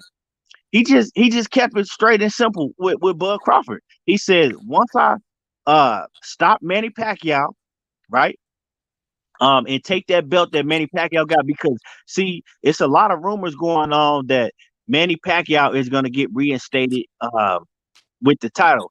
Errol Spence said that he hadn't heard about that. He said he didn't know that Manny Pacquiao got reinstated, right? He said he yeah, didn't know that Manny Pacquiao got reinstated, but he said that if that's the case, he gonna take that belt from Manny Pacquiao, and then he going across the street, right? He not waiting for Bud Crawford to come over to his side. He said wherever Bud Crawford is at, if he got to go across the street, he going across the street to see what they talking about. And if they want to fight, he says that's the fight that he want. But he said he not finna chase Bud around for 5 years, 5 and 6 years, like Bud was chasing Manny Pacquiao. He said, man, that's crazy. He said Manny Pacquiao showed him years ago that he wasn't gonna fight him, and he said Bud Crawford still chased him around for all of them years. I'm not gonna do that. He said, I'm not finna do that with Bud Crawford. He said, if he acting like he don't want to fight me, if he don't want to fight, because he said now the dude talking about he don't want to fight me. He said, so I'm gonna go check his temperature, see if he really want to make the fight. But if he don't want to make the fight, I'm he gone. gonna move on. I'm moving Yeah. up to 154. And he said, whoever at 154, they gotta get it. Now, what I did like is Fred asked him straight up, like, so does that mean that you and Jermell Charlo talked about this already? When you move up to 154, he gonna move up to 160? And EJ was like, man, nah, we ain't talked about that. I don't know what he doing. We ain't talked about that, but I know that whoever got the belts, when I move up, they're gonna have to give me a direct title shot. So, with that being said, he kind of letting Jermell Charlo know, like, yeah, we straight. But if I move up to when I move up to 154, if you holding all them belts, you're gonna have to see me. You feel me? That's what I got out of that. Because if he wasn't gonna fight, if he wasn't willing to fight Jermell Charlo, he would have been like, well, I gotta wait till Jermell Charlo move up. Nah, he said, when I move up, immediately I want a title shot immediately. So that means that if Jermell Charlo still got all the titles, when he move up, Jermell Charlo is going to have to see him. He not Man, up to 154 just to fucking move up there and fight a Tony Harrison, because he was asking about Tony Harrison and he kind of laughed. Like, you know what I'm saying? But he said he ain't thinking about them right now. yeah, he ain't thinking about them. Exactly. Right? But Lord to the game, boxing talk in the building. What's happening? He said, sup. He send me the link. All right, man. Hold on, man. I'll send you the link. But we gonna have to we can't be long winded today because I don't got the time like that, man. That's why I'm doing it on my phone. Uh hold on. Man, but like he was, I mean, like he was saying, man, he was like, if you, I mean, to me, this is what he was saying to me. If your last name ain't Spence, man, you can get it, man. That's how it sound, man. So, man, and that's how I say. That's how I know him and Jamal ain't friends outside the ring like that. Outside the gym, they ain't really. You know what I'm saying? They ain't really together. You know, Right, right. they might support each other when they because they fighting, but they ain't really together. Because the way I was getting it, the way I was listening to him last night, it was like, man, your last name ain't Spence, man. I don't give a fuck. Yeah, right, right. And that's what it was sounding like. You know, if your last name ain't Spence, like we good. But if I go to the weight division and you got the belts, you're gonna have to see me. So man, I want to see how Jermell gonna move. I want to see how Jermell gonna move. And that's a conflict of interest because you know they both trained by Derek James, man. So in the future, man, it's gonna be shit gonna get real Who you sticky, think? man. Who you think Derek James gonna pick? Oh, he gonna pick EJ for All sure, right then. for sure. But I want to see how Jermell Ain't no gonna move if conflict of EJ do interest. move up, because Jermell, when you hear Jermell talk, Jermell ain't never talked about moving up to 160. You know what I'm saying? So everybody always assuming that Jermell is gonna move up to 160. Jermell Charlo ain't never talked about moving up to 160. Uh, Zenith 66 360. I mean, like I said, if you ever been in the gym, I'm friends with you. We talk. You got my number, but we don't communicate outside the gym as much. I don't call you as much. We friends, but we ain't friends like that. You know what I'm saying? We ain't And I friends with we checking up on each other every day, and you know what I'm saying? We making sure we see each other. I might call you here and there to see what's up with you. But you know what I'm saying? I think that Jermell and Errol, I think they, you know what I'm saying, they tight, but I think that Jermell, I think that Errol Spence is more so like, look, man, the best thing to do is make money with your people. So we can make money. I mean, you seen what he did with Lamont Peterson. Him and Lamont Peterson was tight like that. They was friends. But he was like, shit, in this boxing, you know what I'm saying? This is business. And we Yeah, can both like make money with each other. Let's get bread with each other. Let's break bread with each other. That's just what it is. You know what I'm saying?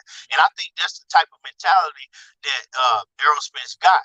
Yeah, we good, but shit, if it come down to it, we gonna break bread with each other. Now, with yeah, that hold being on. Hey said, Keith, like yeah, like my man Mr. Mechanical say, like we saying the damn V, man, we cool to a degree, but you know what I'm right, saying? But when right, it comes to this bag and them champion and them belts, man, we ain't that cool. right. Exactly, man.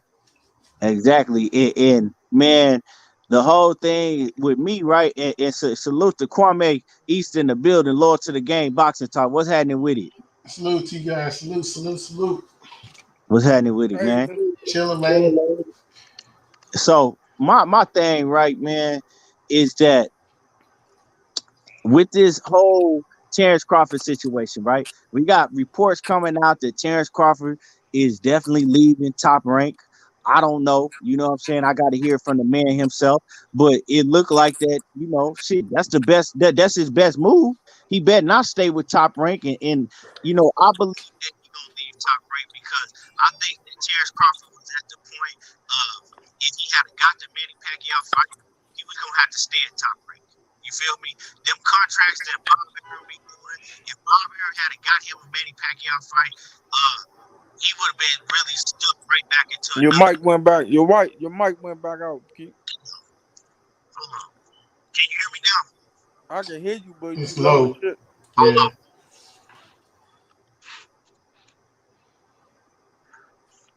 Is it still messed up? It's still the same way. It's like you real low. Hold on, man. Let me check this audio on this thing. Man, but even like we Y'all keep hear me? saying, good. Yeah, I think that was Can better. y'all hear? Yeah, Yeah, yeah, it's yeah. better. Okay, bet. So now what I was saying, the whole thing with this Terrence Crawford situation, right? We keep hearing rumors that Terrence Crawford is definitely leaving Top Rank, right? I don't know if he's leaving or not, but I think he's gonna leave because I think the whole thing, somebody got a lot of feedback in their background. You can. I don't know. I shouldn't have any. No, that ain't you. I think that's Batman. That ain't Okay. me. Oh, okay. Well, my whole thing, right, is I think that Terrence Crawford is leaving for the simple fact is that if he had got the Pacquiao fight, he would have stayed with Top Rank because we know how them Top Rank contracts go. You know, with Bob Arum, he get you a big fight like that. Well, then you got to re-sign with him for such and such amount of time, right? But Bob Arum, he didn't get to he couldn't produce him the Pacquiao fight. You know, shit, my man's still sitting on the shelf. Bud is still on the shelf. So Bud now, and plus that guaranteed money that he thought he was gonna get, yeah, he was getting the guaranteed money, but the motherfucker ain't fighting half of the time that he was fighting before he was getting that guaranteed money. So I mean, I think he really fed up. Bob done with him. Bob is like, man, fuck him. He like fuck Bob, but he don't want to say no shit like that. Um, and I think he is gonna leave. You feel me? And while I'm saying that, right, Errol Spence said some trill shit. He say, anytime Bud Crawford want to say something about me or anybody else, he real vocal about it. He quick to hop on Twitter, you know, and say some shit and get real loud about it. He said, but with Bob Arum talk about him like whatever, you know what I'm saying, like a dog, and he won't say nothing about Bob Arum. He says that I think Bob Arum treat him like a fucking worker, basically, and he act like an employee when it come to Bob Arum. You know what I'm saying? He act like an employee that's scared to get fired when it comes to Bob Arum. But with everybody else, Bud got a whole lot to say. You know what I'm saying? He gonna retaliate, but he won't say nothing about Bob. And I think we all noticed that shit. But anyway, uh, Bud Crawford, you know what I'm saying? It all depends on his next move if we're going to see this fight with Errol the True Spence, right? Once Errol Spence get past Manny Pacquiao, he going to see Bud. He going to try to make it happen. But is if Bud going to be with Top Rank, right? Errol let y'all know that if Bud is with Top Rank, we already talked behind the scenes, and he said, to tell you the truth, neither one of us know how to make the fight happen if Bud is with Top Rank because he has to go through Bob Arum. Bob Arum is the middleman that's in a way that won't move out the way. You feel me? But if Bud Crawford go to MTK Global or DAZN or whoever, they still gonna have to figure out how to make the fight. It's still gonna be difficult to make the fight, right? Because when it comes down to it, all of these promoters are money hungry. So if Bud wants to make the fight, like I keep saying, we'll know very soon when his contract run out. If Bud goes directly and fuck with Al Heyman, then we'll know, okay, yeah, Bud really want that fight. But if he don't, that's gonna let you know right now that Bud Crawford really mean what he say when he say that he don't want to fight Errol Spence. And that's Hmm. on Crawford. But Errol Spence letting you know he not finna wait around no 5 or 6 years waiting on what Bud Crawford do, just like Bud Crawford did with Manny Pacquiao. That's Hmm. it. You know what I'm saying? And what's good with it, Coach? What's happening with it? And Batman, what's your take on that? Hello? Batman. Yeah, I don't know. He stepped off. Go ahead, let him Oh, know the box talk. Go ahead, go. yeah. Okay, yeah, go ahead, Yeah. go ahead, Kwame. Yeah, my sentiments is exactly. I think last night's interview and barbershop conversation was great. It was a depth. I think that's what a lot of his fan base wanted to hear.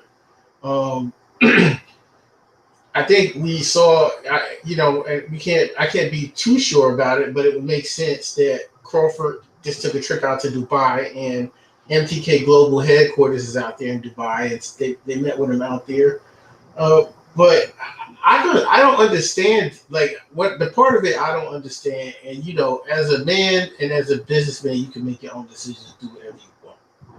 But I just don't understand what's the big deal with signing with the PBC if all the fighters that you want to fight or you should want to fight or all the fighters that are in your division are over there.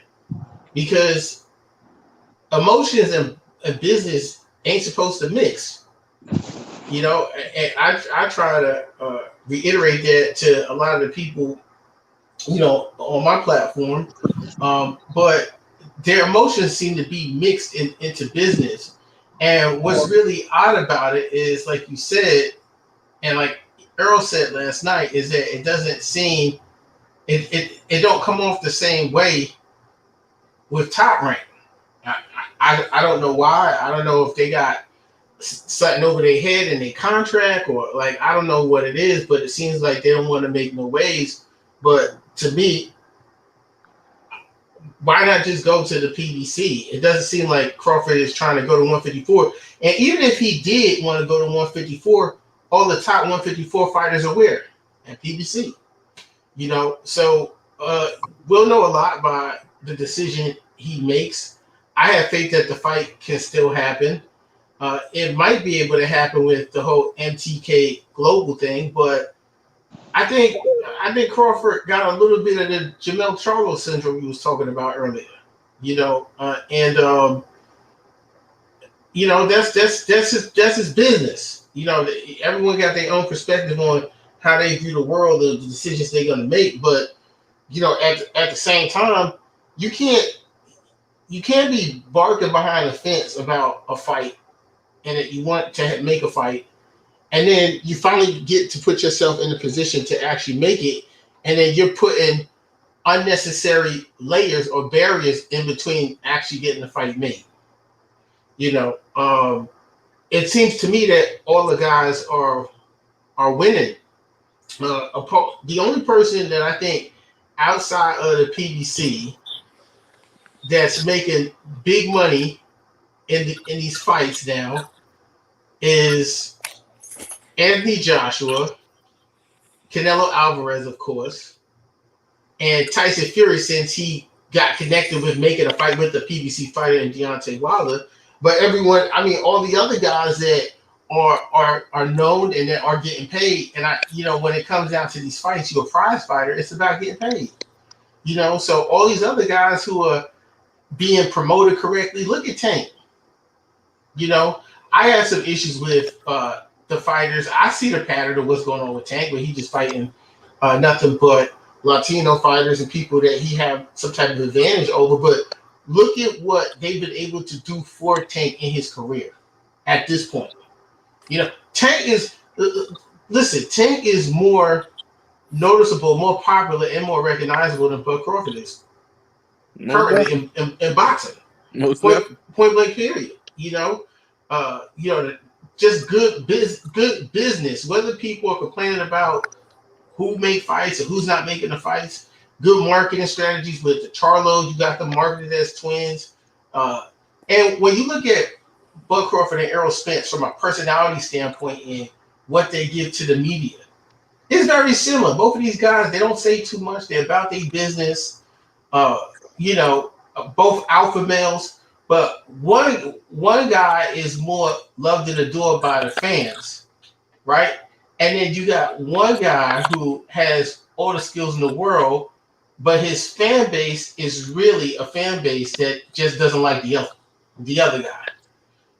So at this point, I think Crawford has to make some real business decisions, and put all that other shit aside because it's about making money. It ain't about who you like, or Bernie coming out saying it's all black people is against it. I'm like, what is this guy like? Get these bad influences away from you. In terms of when I say influences, in terms of what they're feeding you mentally. Like how is Al Heyman against you? It's not his job to be for you. He's serving his clients. And if you're the opposition and you in the way, well, you just collateral damage. And I told people this. I said, Al Heyman is not going to let Bud Crawford and Manny Pacquiao. It's not going to happen. It's not going to happen. We was hearing behind the scenes how basically they got mad. They said something like Sean Porter when the Manny Pacquiao fight was being announced. The rumor was Sean Porter was activating his mandatory to hold things up, and they was trying to get a belt. They was trying to get the W in order to get the fight with Pacquiao.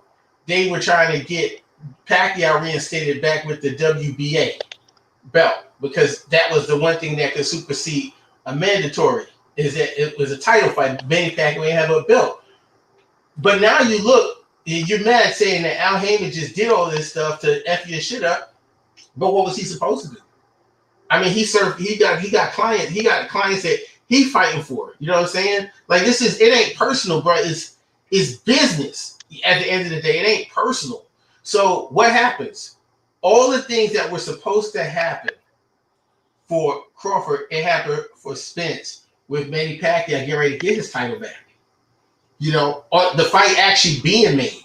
Nothing being, not all of this talk in the media. No one's going on, Al Heyman ain't going on barbershop conversations saying we got an announcement, a big announcement. We'll let them make the announcement in a week or whatever. You got Errol Spence speaking on the fight after it's officially been announced. And I think that's a big part of it is that sometimes you got to respect your opposition. You know what I'm saying? Like you can't be mad at your opposition if they outthink you or if they outmaneuver you. It's just like with if people watch Power and they watch when I think it was like season 1 or season 2 when Ghost and Angela were working against each other and Ghost outthought her and then she got mad at the end. He said, "You was playing dirty, but you just mad that I won." You just gotta respect the opposition. That's the game. It's business. The shit isn't personal. And me personally, I would say that if I was Buck Crawford, I'd be like, you know what? I respect what Al Heyman has been able to do for Spence.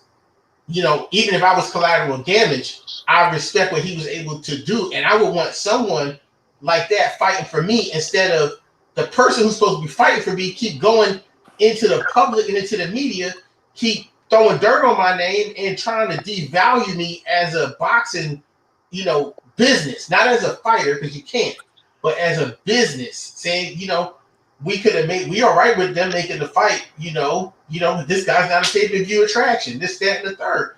And people got mad at me when I brought this up, but I kept saying it. I said, ESPN is not going to give up no money because they're not going to give up any money, no big money to make no fights for Crawford because they in the red and they scared. And this shit is not emotional for them. They don't make fights based on emotion. They make fights based on it's profit. I give you 30 million. You got to come back to me with 45 or 50. You can't come back to me at 28 million or 25 million and say, well, it's Al Heyman's fault. They don't want to hear that shit. But as soon as Spence got intertwined with Manny Pacquiao, the fight got made. It's because Spence sell tickets and Manny Pacquiao sell tickets. So, hopefully Bud come back and make a good decision and give us the fights that we want. And in the meantime, because I just saw someone say this in the chat, right? I think it was this part right here, SP. Jermall Ennis ain't got no opponent. Because look, if Amir Khan, if Amir Khan was worthy of a fight, then Ennis is worthy of a fight. If Benavidez was worthy of a fight, Ennis is worthy of a fight. If Kell Brook, who ain't fought at the weight class for 3.5 years, is worthy of a fight, Ennis is worthy of a fight. at some point we want to see Bud Crawford in there with someone. Listen, I can tell you this: if Crawford and Ennis sign for a fight and the odds come out, Ennis ain't gonna be no 8-1 underdog. He ain't gonna be no 5-1 underdog in that fight. Crawford might be like plus 200, plus 150. So these are the odds. These odds are a lot greater than all the other opposition he fought at 147, and it'd be a great fight. So let's see. If you ain't gonna fight Errol, then let's see you fight someone who's worth fighting. To me, anyway, because I can't think of anyone that he's fought so far, from Horn all the way to Kell Brook, that's better than Jerron Booth's ass. Not one person. Hey, Kwame, man, let me get this super chat, dog. Matthew Valentine, salute. He said, Al Advisor or Bo Big Mac. Wow. Salute to you, my guy. Man, cause we ain't got that long, Kwame. Man, let my man Batman cook on this situation. Oh, y'all talking about Crawford, man? Look, man, he's running around here looking for more guaranteed money. At the end of the day, if I know I want to go get the big fight, I gotta go to Al Haymon. I don't even have to sign I can sign a 2-fight deal with Al Haymon. Right. I can go say, man, yeah, 2-fight deal, and then go back and look for my guaranteed money. He's looking for guaranteed money. Y'all don't peep what he doing. Facts. Right. So, man, I want to ask both of y'all this, right? Because myself, I want to hear, once Errol Spence get done with Manny Pacquiao that night, I want to hear him get on the microphone and let it be known, I'm coming after you, Crawford.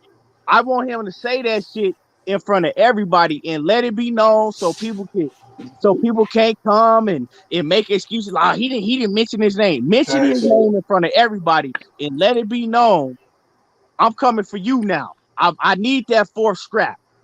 What's popping? That's what he's telling y'all he gonna do. Yeah. I said I would be on his helmet if you don't do it, because those are his words. And to this point, I'm not saying his hand has to be forced to do it, but he is kind of forced to do it, because when he was asked how many fights you see yourself at 147 and who you want to fight in a perfect world, he said Danny Garcia, Manny Pacquiao, Bud Crawford. Before Danny Garcia, you ready to fight Manny Pacquiao? He wins this fight. There's no one else he can say. But he already told y'all. He told y'all last night. He was like, man, only got 2 more fights, huh? Batman, I know what he said last night. Everybody know what he said last night. My thing is, I want to hear him get in the ring after he whooped Manny Pacquiao. I want him to take the microphone in front of the world and let everybody know, tell everybody live in color in front of the world, I'm coming after Terrence Crawford. That's all I'm saying. I want him to say it that night. But I think that's what he's going to do. Yeah, he is going to do that. Yeah, that's what I'm saying. So I want to see that in Matthew Valentine. Once again, I know what he said last night, right? This is a whole different platform. This is you in front of the world after a big mega fight with Manny Pacquiao. If you get what I'm saying, I want him to grab the microphone on that night, because we all know what he want to do. We all know what he said, but I want the world, I want him to let the world know with the microphone in his hand. That's the best way to promote a fight, and that's the best way to let everybody know what you're doing next, right after you have a fucking mega victory like beating Manny Pacquiao. Get on the microphone and say this shit. That's what I want to see. And here's what I'm noticing already, the narratives, because I'm on the book, right? The narratives they've already posted the video, the interview from last night, and posted that Errol said that. But the excuse, I'm telling you what's going to happen. The excuse is they're going to try to use Errol in percentages if the fight don't get made. They're already doing that already. Like, he's going to go, they're already saying he's going to do that, but then he's going to ask for 80-20 or 70-30, and he's gonna find a way to duck out and lose the 150. But they have the narrative built in already, which is fun. Oh yeah, I've seen that bullshit. And salute to my man Knockout Boxing 86 TV. Make sure that y'all go subscribe to my man Knockout Boxing 86 TV, as well as my man Kwame Brown over there at Loyal to the Game Boxing Talk. Exactly what I was saying. Thank you, Knockout. Knockout is saying exactly what I'm trying to tell y'all. He says, my point is, he says, Key's point it was some people that will be watching the fight. I mean, some of the people that will be watching the fight, they weren't watching that interview from last night. Right. They listen, but not listen, see that interview from last night. But that's listen all to my saying. point. But now listen to my point, Key. I wasn't saying go watch last night. I was saying that every time EJ tell you something, he says it in the ring once.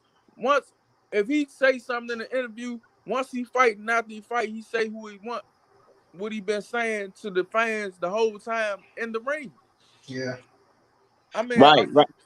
Yeah, exactly. And I'm expecting him to do that. So all I'm doing is I'm emphasizing that's what I want to see. You know what I'm saying? I want to see him get in the ring and tell everybody in front of the whole world, like, hey, because I know he wants to fight, but I just want him to get in the ring after he beat Manny Pacquiao, you know what I'm saying? And tell everybody, look, I'm coming for you, bud. You next. Max. I tell you one last thing for myself is I'm just excited for this fight coming up because I spoke with Blu-ray like maybe about 2 weeks ago, and I asked him. I was like, "Yo, what kind of shape is Errol in?" He said, "He good. He's strong."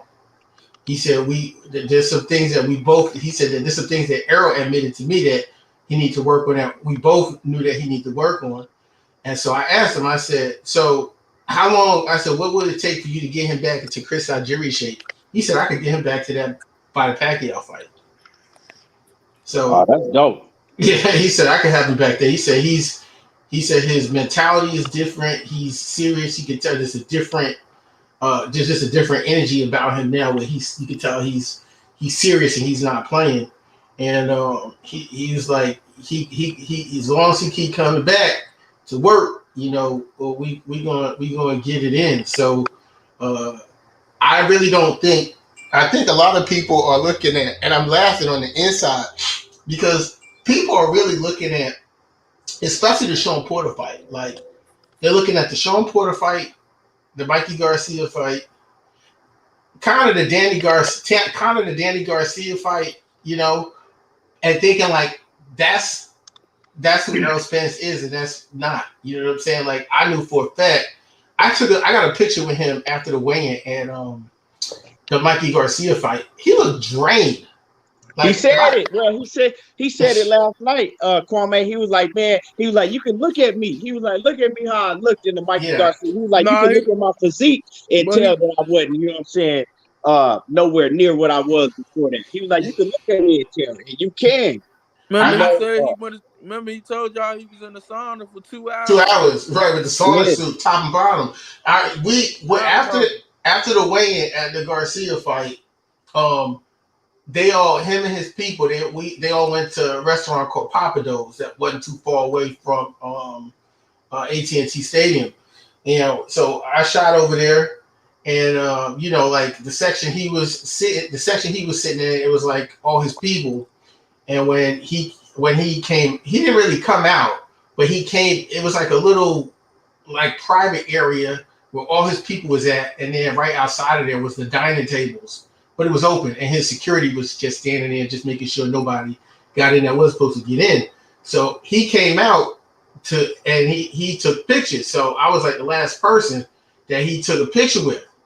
And when I dapped him up, I never forget this. When I dapped him up, he felt weak. I never forget it. I was like, yo, like what's up with that? And then when I was at the fight and I watched him fight.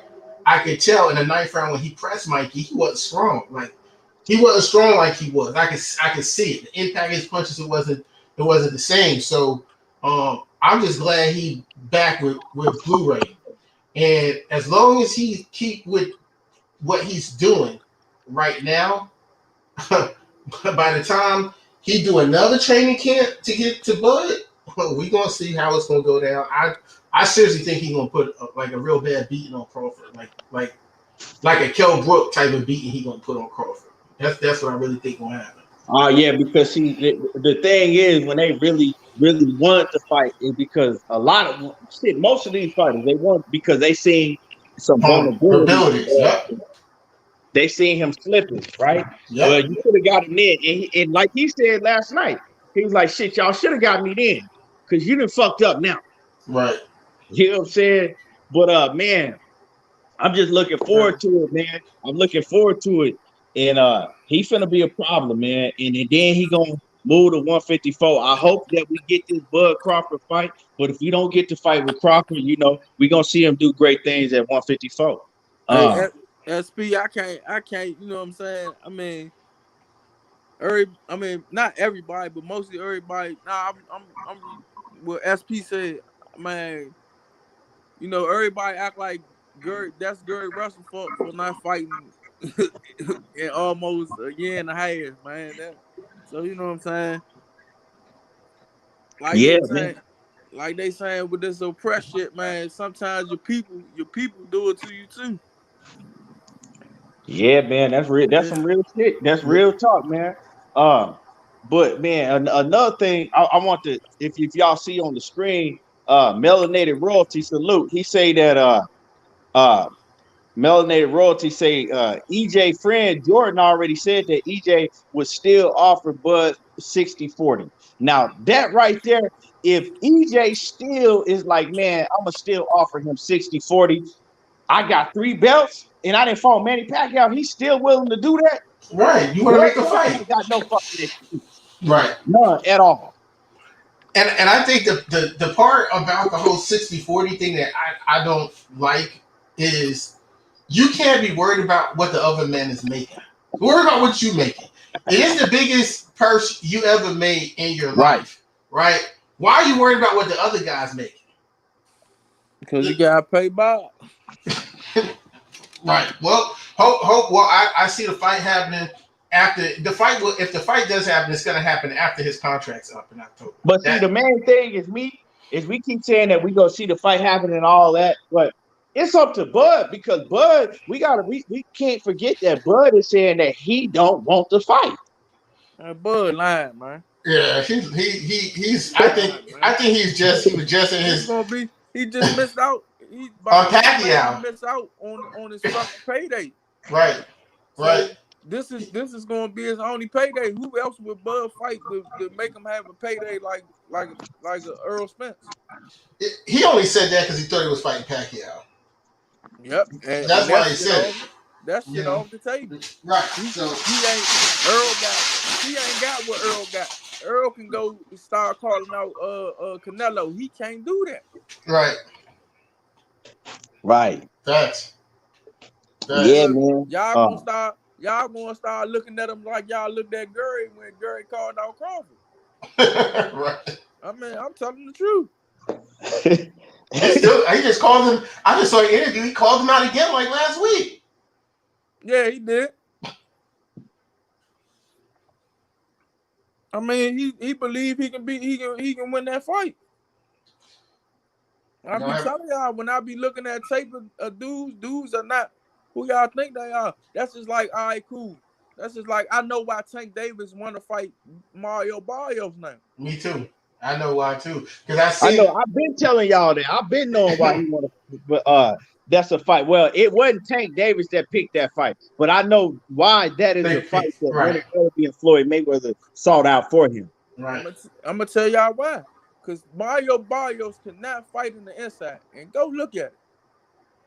He throw no combinations in the inside. He lost to the dude. What's the dude name? I know he lost bad. He lost bad, and they gave it to him. I know exactly what fight you're talking about. Yes. He lost bad. He lost bad. He cannot fight in the inside. He cannot fight in short quarters. He cannot do it. Go look at the tape. Anybody right here, go look at the tape. That's why he don't punch hard in short quarters. He only punch hard when he got his distance. Slim, boxing is fucked up, man. Right, it is. It It's is. all. Hey, Slim, that's fucked up. Boxing is smoking mirrors now, man. For some of these fighters. Facts. Facts. Yeah, man. So I mean, this shit. I mean, he's he said he gonna put Manny Pacquiao in retirement. He said Manny he gonna send Manny Pacquiao off to do his presidency thing in the If he press Philippines. on the gas, if he become that Errol Spence that fought Buddha, what's his name? Bundu Bandu. Bundu. and Brooke, yeah. He's gonna do Yep. it. If he get back to that Errol Spence, if that Errol Spence would have never left, motherfucking, I don't think Terrence Crawford will really want to fight him. Yeah, and I think he pretty much, what I'm saying, there now. We could pretty much say that, he gonna I mean, be that his dude when he get in the his ring because mindset, there, but now yeah. we got to see if it's body there. Now Right. we Well, got to see if, he at 154, I mean 158 already. You know what I'm saying? And we over 2 months out. We well over 2 months out from the fight. And he been working with Blu-ray. He never stopped training. See, that's my biggest thing, is he never got out of shape this time. He continued. But see, one thing EJ said, he kept it. That's why I fuck with EJ, because he keep it real. He don't, you know what I'm saying? He don't hold nothing back, and he let everybody know, like, hey man, the worst recipe for a young athlete that has a whole lot of money is inactivity. He was Right. like, you give me all this money, right? You give me all this money. Now I got all this money. I can do All whatever this I want, time. all this fame. And now, right, you sit me on the shelf for 8 months at a time. And I ain't got nothing else to do. He said at a point where he was like, fuck it. I'm not finna continue to just train and train when I don't even have no fight coming up. I don't know when I'm gonna fight next. He's like, so he said the same thing that AB said. He said, I told Al Heyman, like, you got to keep me active. Like, you know what I'm saying? I can't just sit around and be inactive and then you think I'm gonna just continue to train and I don't even have no fight coming up. I don't know when I'm gonna fight. And that's the so big thing, like, that's a recipe for disaster. let me throw something in there. So if Al Heyman come to AB with the Gary Antoine Russell fight, He ain't taking that take it. shit. Hell no. Nah, he saying he been inactive. Should he take it? The shit he should take it, but I wouldn't advise that. She gonna get his head knocked off. He was saying that, inactivity, that's bad for a young man that's rich like that. That you got, what I mean, you got all that time on your hand. What the fuck you think I'm gonna do? I'm gonna go out here and I'm gonna start acting a fool. And he was like, shit, that's exactly what I did, because it's a big transition going from fighting once or twice a year, having all that time on your hand. But before, he was fighting, 4 times a year. So that's a big difference. It's a Right. big transition when you make that real money. That money, right. Yeah. Yeah, but see, what it is with PBC, once these fighters start making that real money, then they start sitting them on the shelf and like, okay, we're gonna pay them, but we only gonna pay them once or twice a year. So I see that shit. So he Yeah. like, nah. So he said he didn't talk to Al Heyman, and he says that after Pacquiao, he said for sure, he trying to get in the ring In one more time December. this year. He trying Right. to go in December. Right. Yep, in I December. So I think the only reason he mentioned uh, three more fights, including Pacquiao, is because it might just be a reality that if he wants to stay this active, that he may not get the Crawford fight now he next. never said no 3 more fights, Kwame. No, He not said, No, three more. He said two more. I'm he saying said yeah, three more. when I said three more, I said including the Pacquiao. So like oh yeah, two more. So but like two more but he after did Pacquiao. emphasize, but he did emphasize, Kwame, that if he don't get Crawford, he said he's going to move up. So he says that he wanted 2 more fights, right? He said 2 more fights at 147. He Right. said Manny Pacquiao, and then he says he gonna see what Crawford is talking about. He gonna go over there and see what Crawford is talking about if they really want to fight. And then he did emphasize. He said, but if they not talking about nothing, he gonna go up to 154. Right. So he let me So know he's not staying for nobody else, because he no, said that who yeah, else he is said out he's there? gone. But Let, listen, let, so let me Keith finish real Thurman, quick. Let me finish real if quick. you listening, Keith Thurman, if you listening, if you really want this Batman. Spence fight, huh? Oh no, I was saying let me finish and I'm gonna Oh, let you. go I'm ahead, gonna go let ahead, you. go ahead. Yeah, yeah. So what he said is because Keith Thurman is the only one else left out there, because he said he wouldn't fight Sean Porter. He said, well, you know what I'm saying, why would he fight Sean Porter again unless Sean, you know what I'm saying, it ain't really no use. Unless you Uh got a belt. it ain't no use for Ugas, because Ugas ain't got nothing for him. And then they asked him about Keith Thurman, and he said he not fucking with Keith Thurman at all. At He said all, he yeah. don't like Keith Thurman. He said he's not giving Keith Thurman no chance. So he said not now, not never. He said he never fighting Keith Thurman. I mean, I understand it. I would like to see it, but I understand it, you know what I'm saying? But I would like to see him fight Keith Thurman. So with that being said, he let you know that if he can't get the Crawford fight, he's moving up right away. He's not sticking around to fight nobody else, because he also said that he's going to be way stronger at 154 than what you see him at 147. 47, right. Yeah, but y'all go ahead. No, I And, was saying yeah, and then we're gonna wrap it up. Keith Thurman. If you listen to that, you better go low ball yourself to Crawford and get that belt. Cause the boy's still gonna fight you if you get that belt. I don't Right. care what he said last night. If you get that belt, he's gonna fight you. But That's real. if you don't, man, you fucked yourself, cause you the one played that game. Yep. Well, Yeah. well, at the end of the day, he still, even though he didn't get the Spence fight, I'm talking about Thurman, he still got a Pacquiao payday. So, what they did, he on like 700,000, 600,000 buys or But something like that. what Pacquiao and Thurman, Thurman? yeah, They did almost 700,000, yeah. So I mean, shit. like six something. But Keith Thurman can't beat Terrence Crawford right now. He's been inactive too long. And he Yeah, was that's what I inactive was doing. before that. He ain't going to be able to beat no Terrence Crawford. He should have been back in the ring already with someone, even if it was like what Sean Porter did with Miller. He should have just, been active, But Keith Thurman got the most shot to beat him. Because Terrence Crawford, hey, y'all, look, man. The guy has no chin for real, dog. And I'm waiting for somebody. That's why I think he don't want to get in there with a top opponent. That's why I want to see him in there with Boots. Because I know Boots going to touch that chin.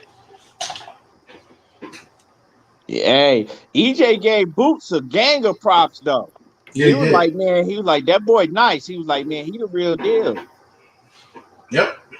He gave Boots a gang of props, man. He said that he said that he think that Boots would beat Sean Porter. If Sean Porter, try to Give him a go shot. in there and be a dog against him. Because he's going to outbox Sean Porter and he's real long. Yeah, so man, he gave a lot of props to Boots. He said a lot of them dudes, he said he don't see none of them dudes giving Boots a chance. He said because a lot of them dudes gonna make excuses to duck Boots. Listen, man, Now I Ugas know beat Porter for real. Now But I know a y'all, lot of people. I know a lot of people like, oh well, why he don't want to fight Boots? He lets you know that if he don't get the Terrence Crawford fight after the Pacquiao fight, he's moving up. So if Boots want to move up and see EJ, yeah, he'll fuck with him, but he not staying down to 147. So I think I that's think his that's thing. good. I think that's going to be EJ next super fight at 154. Boots is big as shit as it is already. Yeah, I, Boots I gonna have think to. I think from a business standpoint, his people probably want him to be at 147 so he can get that notoriety and become a world champion and build his notoriety. Because I'll be honest with you, I think the only person right now that has a chance to beat him is Spence at 147. I don't think no one else can beat him at 147. And I think that, and that Spence my guy, I think Spence could lose to Boots at 147. I'm just keeping it 100. So I don't see no one else beating him at 147 unless he gets sloppy or we find out he got a paper chin. And I saw what's the name crack him with a good one and he took it pretty well. Lipnitz hit him with a flush one, and he took it pretty well. So I don't see no one else at 147 beating him. Quite honestly, I was just looking at him working out on Instagram. Yo, he's bigger than all these guys physically. Yeah, he is. Physically, he's bigger than all of them. you know the style. Oh, You let know me the get this style that super you beat chat. Boots. Good. Ron Clark, SUP Music, what's happening with it? Off in that super chat. He says if Errol take care of Pacquiao and Bud, uh, would he said, what do you what I think he meant what do you think? What do you think it'll be even more impressive if he said would you think it'll be more impressive if he knock out Boots on the way to 154. So would Hell you think yeah. it'd be more impressive if he knock out Boots on the way to 154? He says it'll sell. That fight will sell. I think once Errol Spence beat Manny Pacquiao, any fight he ain't gonna sell. Right. You know what I'm saying? He's gonna take himself to that next level of superstar Right. once you beat Manny Pacquiao. Right. And I think Well, I think also again I think of course it would sell and hell yeah it would be impressive, but I don't think it would be. I don't think it would make good business sense to do it at 147 anyway. I think it's too quick. I don't think it makes good business sense for Spence, and I don't think it made good business sense for Boots based on what they're going to do. Because one thing I respect about Bozy Ennis, his pops, when I watch the interviews, I could tell he has all the confidence in the world in his son, but he's not looking to rush his son's career. He's looking to make sure that his son take the right fights and good fights and the best fights for him because he's only 22 years old. There ain't this major rush. He's not, in his 30s yet. He's in the low 20s. So Boots, I think, is going to just build his profile at 147 where he's going to be the king within like the next 2 years. Errol's going to be at 154 doing this thing, and then Boots is going to move up, and I think that's going to be the next super fight between those Yeah, two. yeah, no, and if Mad I was Chad. Earl Spence, and if I was running Earl Spence career, we gonna be undisputed at 147. Then we going after Canelo Alvarez, man. Yeah, yeah, yeah, man. I feel you. I would do that. They asked him about Canelo, and he said that that's a fight that that he would like, but he said he ain't pressed on that shit. He said there ain't no fight that he gonna go out woofing for and all of that shit. He You said don't if have it to. come, yeah, he said if it come about, it come about. He says if it don't, he not like he ain't tripping on it. Because I Nah, mean, he got a plan. He's saying that because when he did do it, he did it. He did it. Now, man, I gotta tell the truth. When he went over there and Jai got in front of the cameras on the zone, he did it, but Canelo Jai blew him off a little bit. So, Right. you know, so that's why he acting like that now. At that point in time. Yeah, yeah, yeah, yeah. Yeah. Man, Mad Chad in the building. He said, "Don't sleep on Virgil Ortiz. He is 100% legit." Yeah, man. It I like is. Virgil. I like Virgil a lot. I would like to see Ennis and Virgil Ortiz fight, but that's a fight we won't get for a long time. Right. The Uh, Garcias even said that they scared. They scared of black athletic fighters. I'm just gonna keep it real. I'm gonna keep it real. Hey man, Virgil good and all, but being on that front heavy foot, they scared of athletic fighters. Mikey Garcia is he's scared of athletic fighters. That's why he was like he wouldn't fight Terrence Crawford because he thought Terrence Crawford was gonna move a lot. Right. Yeah, right. He did say that. He did say that. Ryan Clark, SUP Music, he say, Boost is almost 24. Yeah, yeah, yeah. Boost is he about to be 24 soon here. But man, let me get y'all closing words. I need to wrap it up. Let me get your closing words, Kwame. Oh yeah, just salute to the chat. Salute to the panel, Batman, Keon.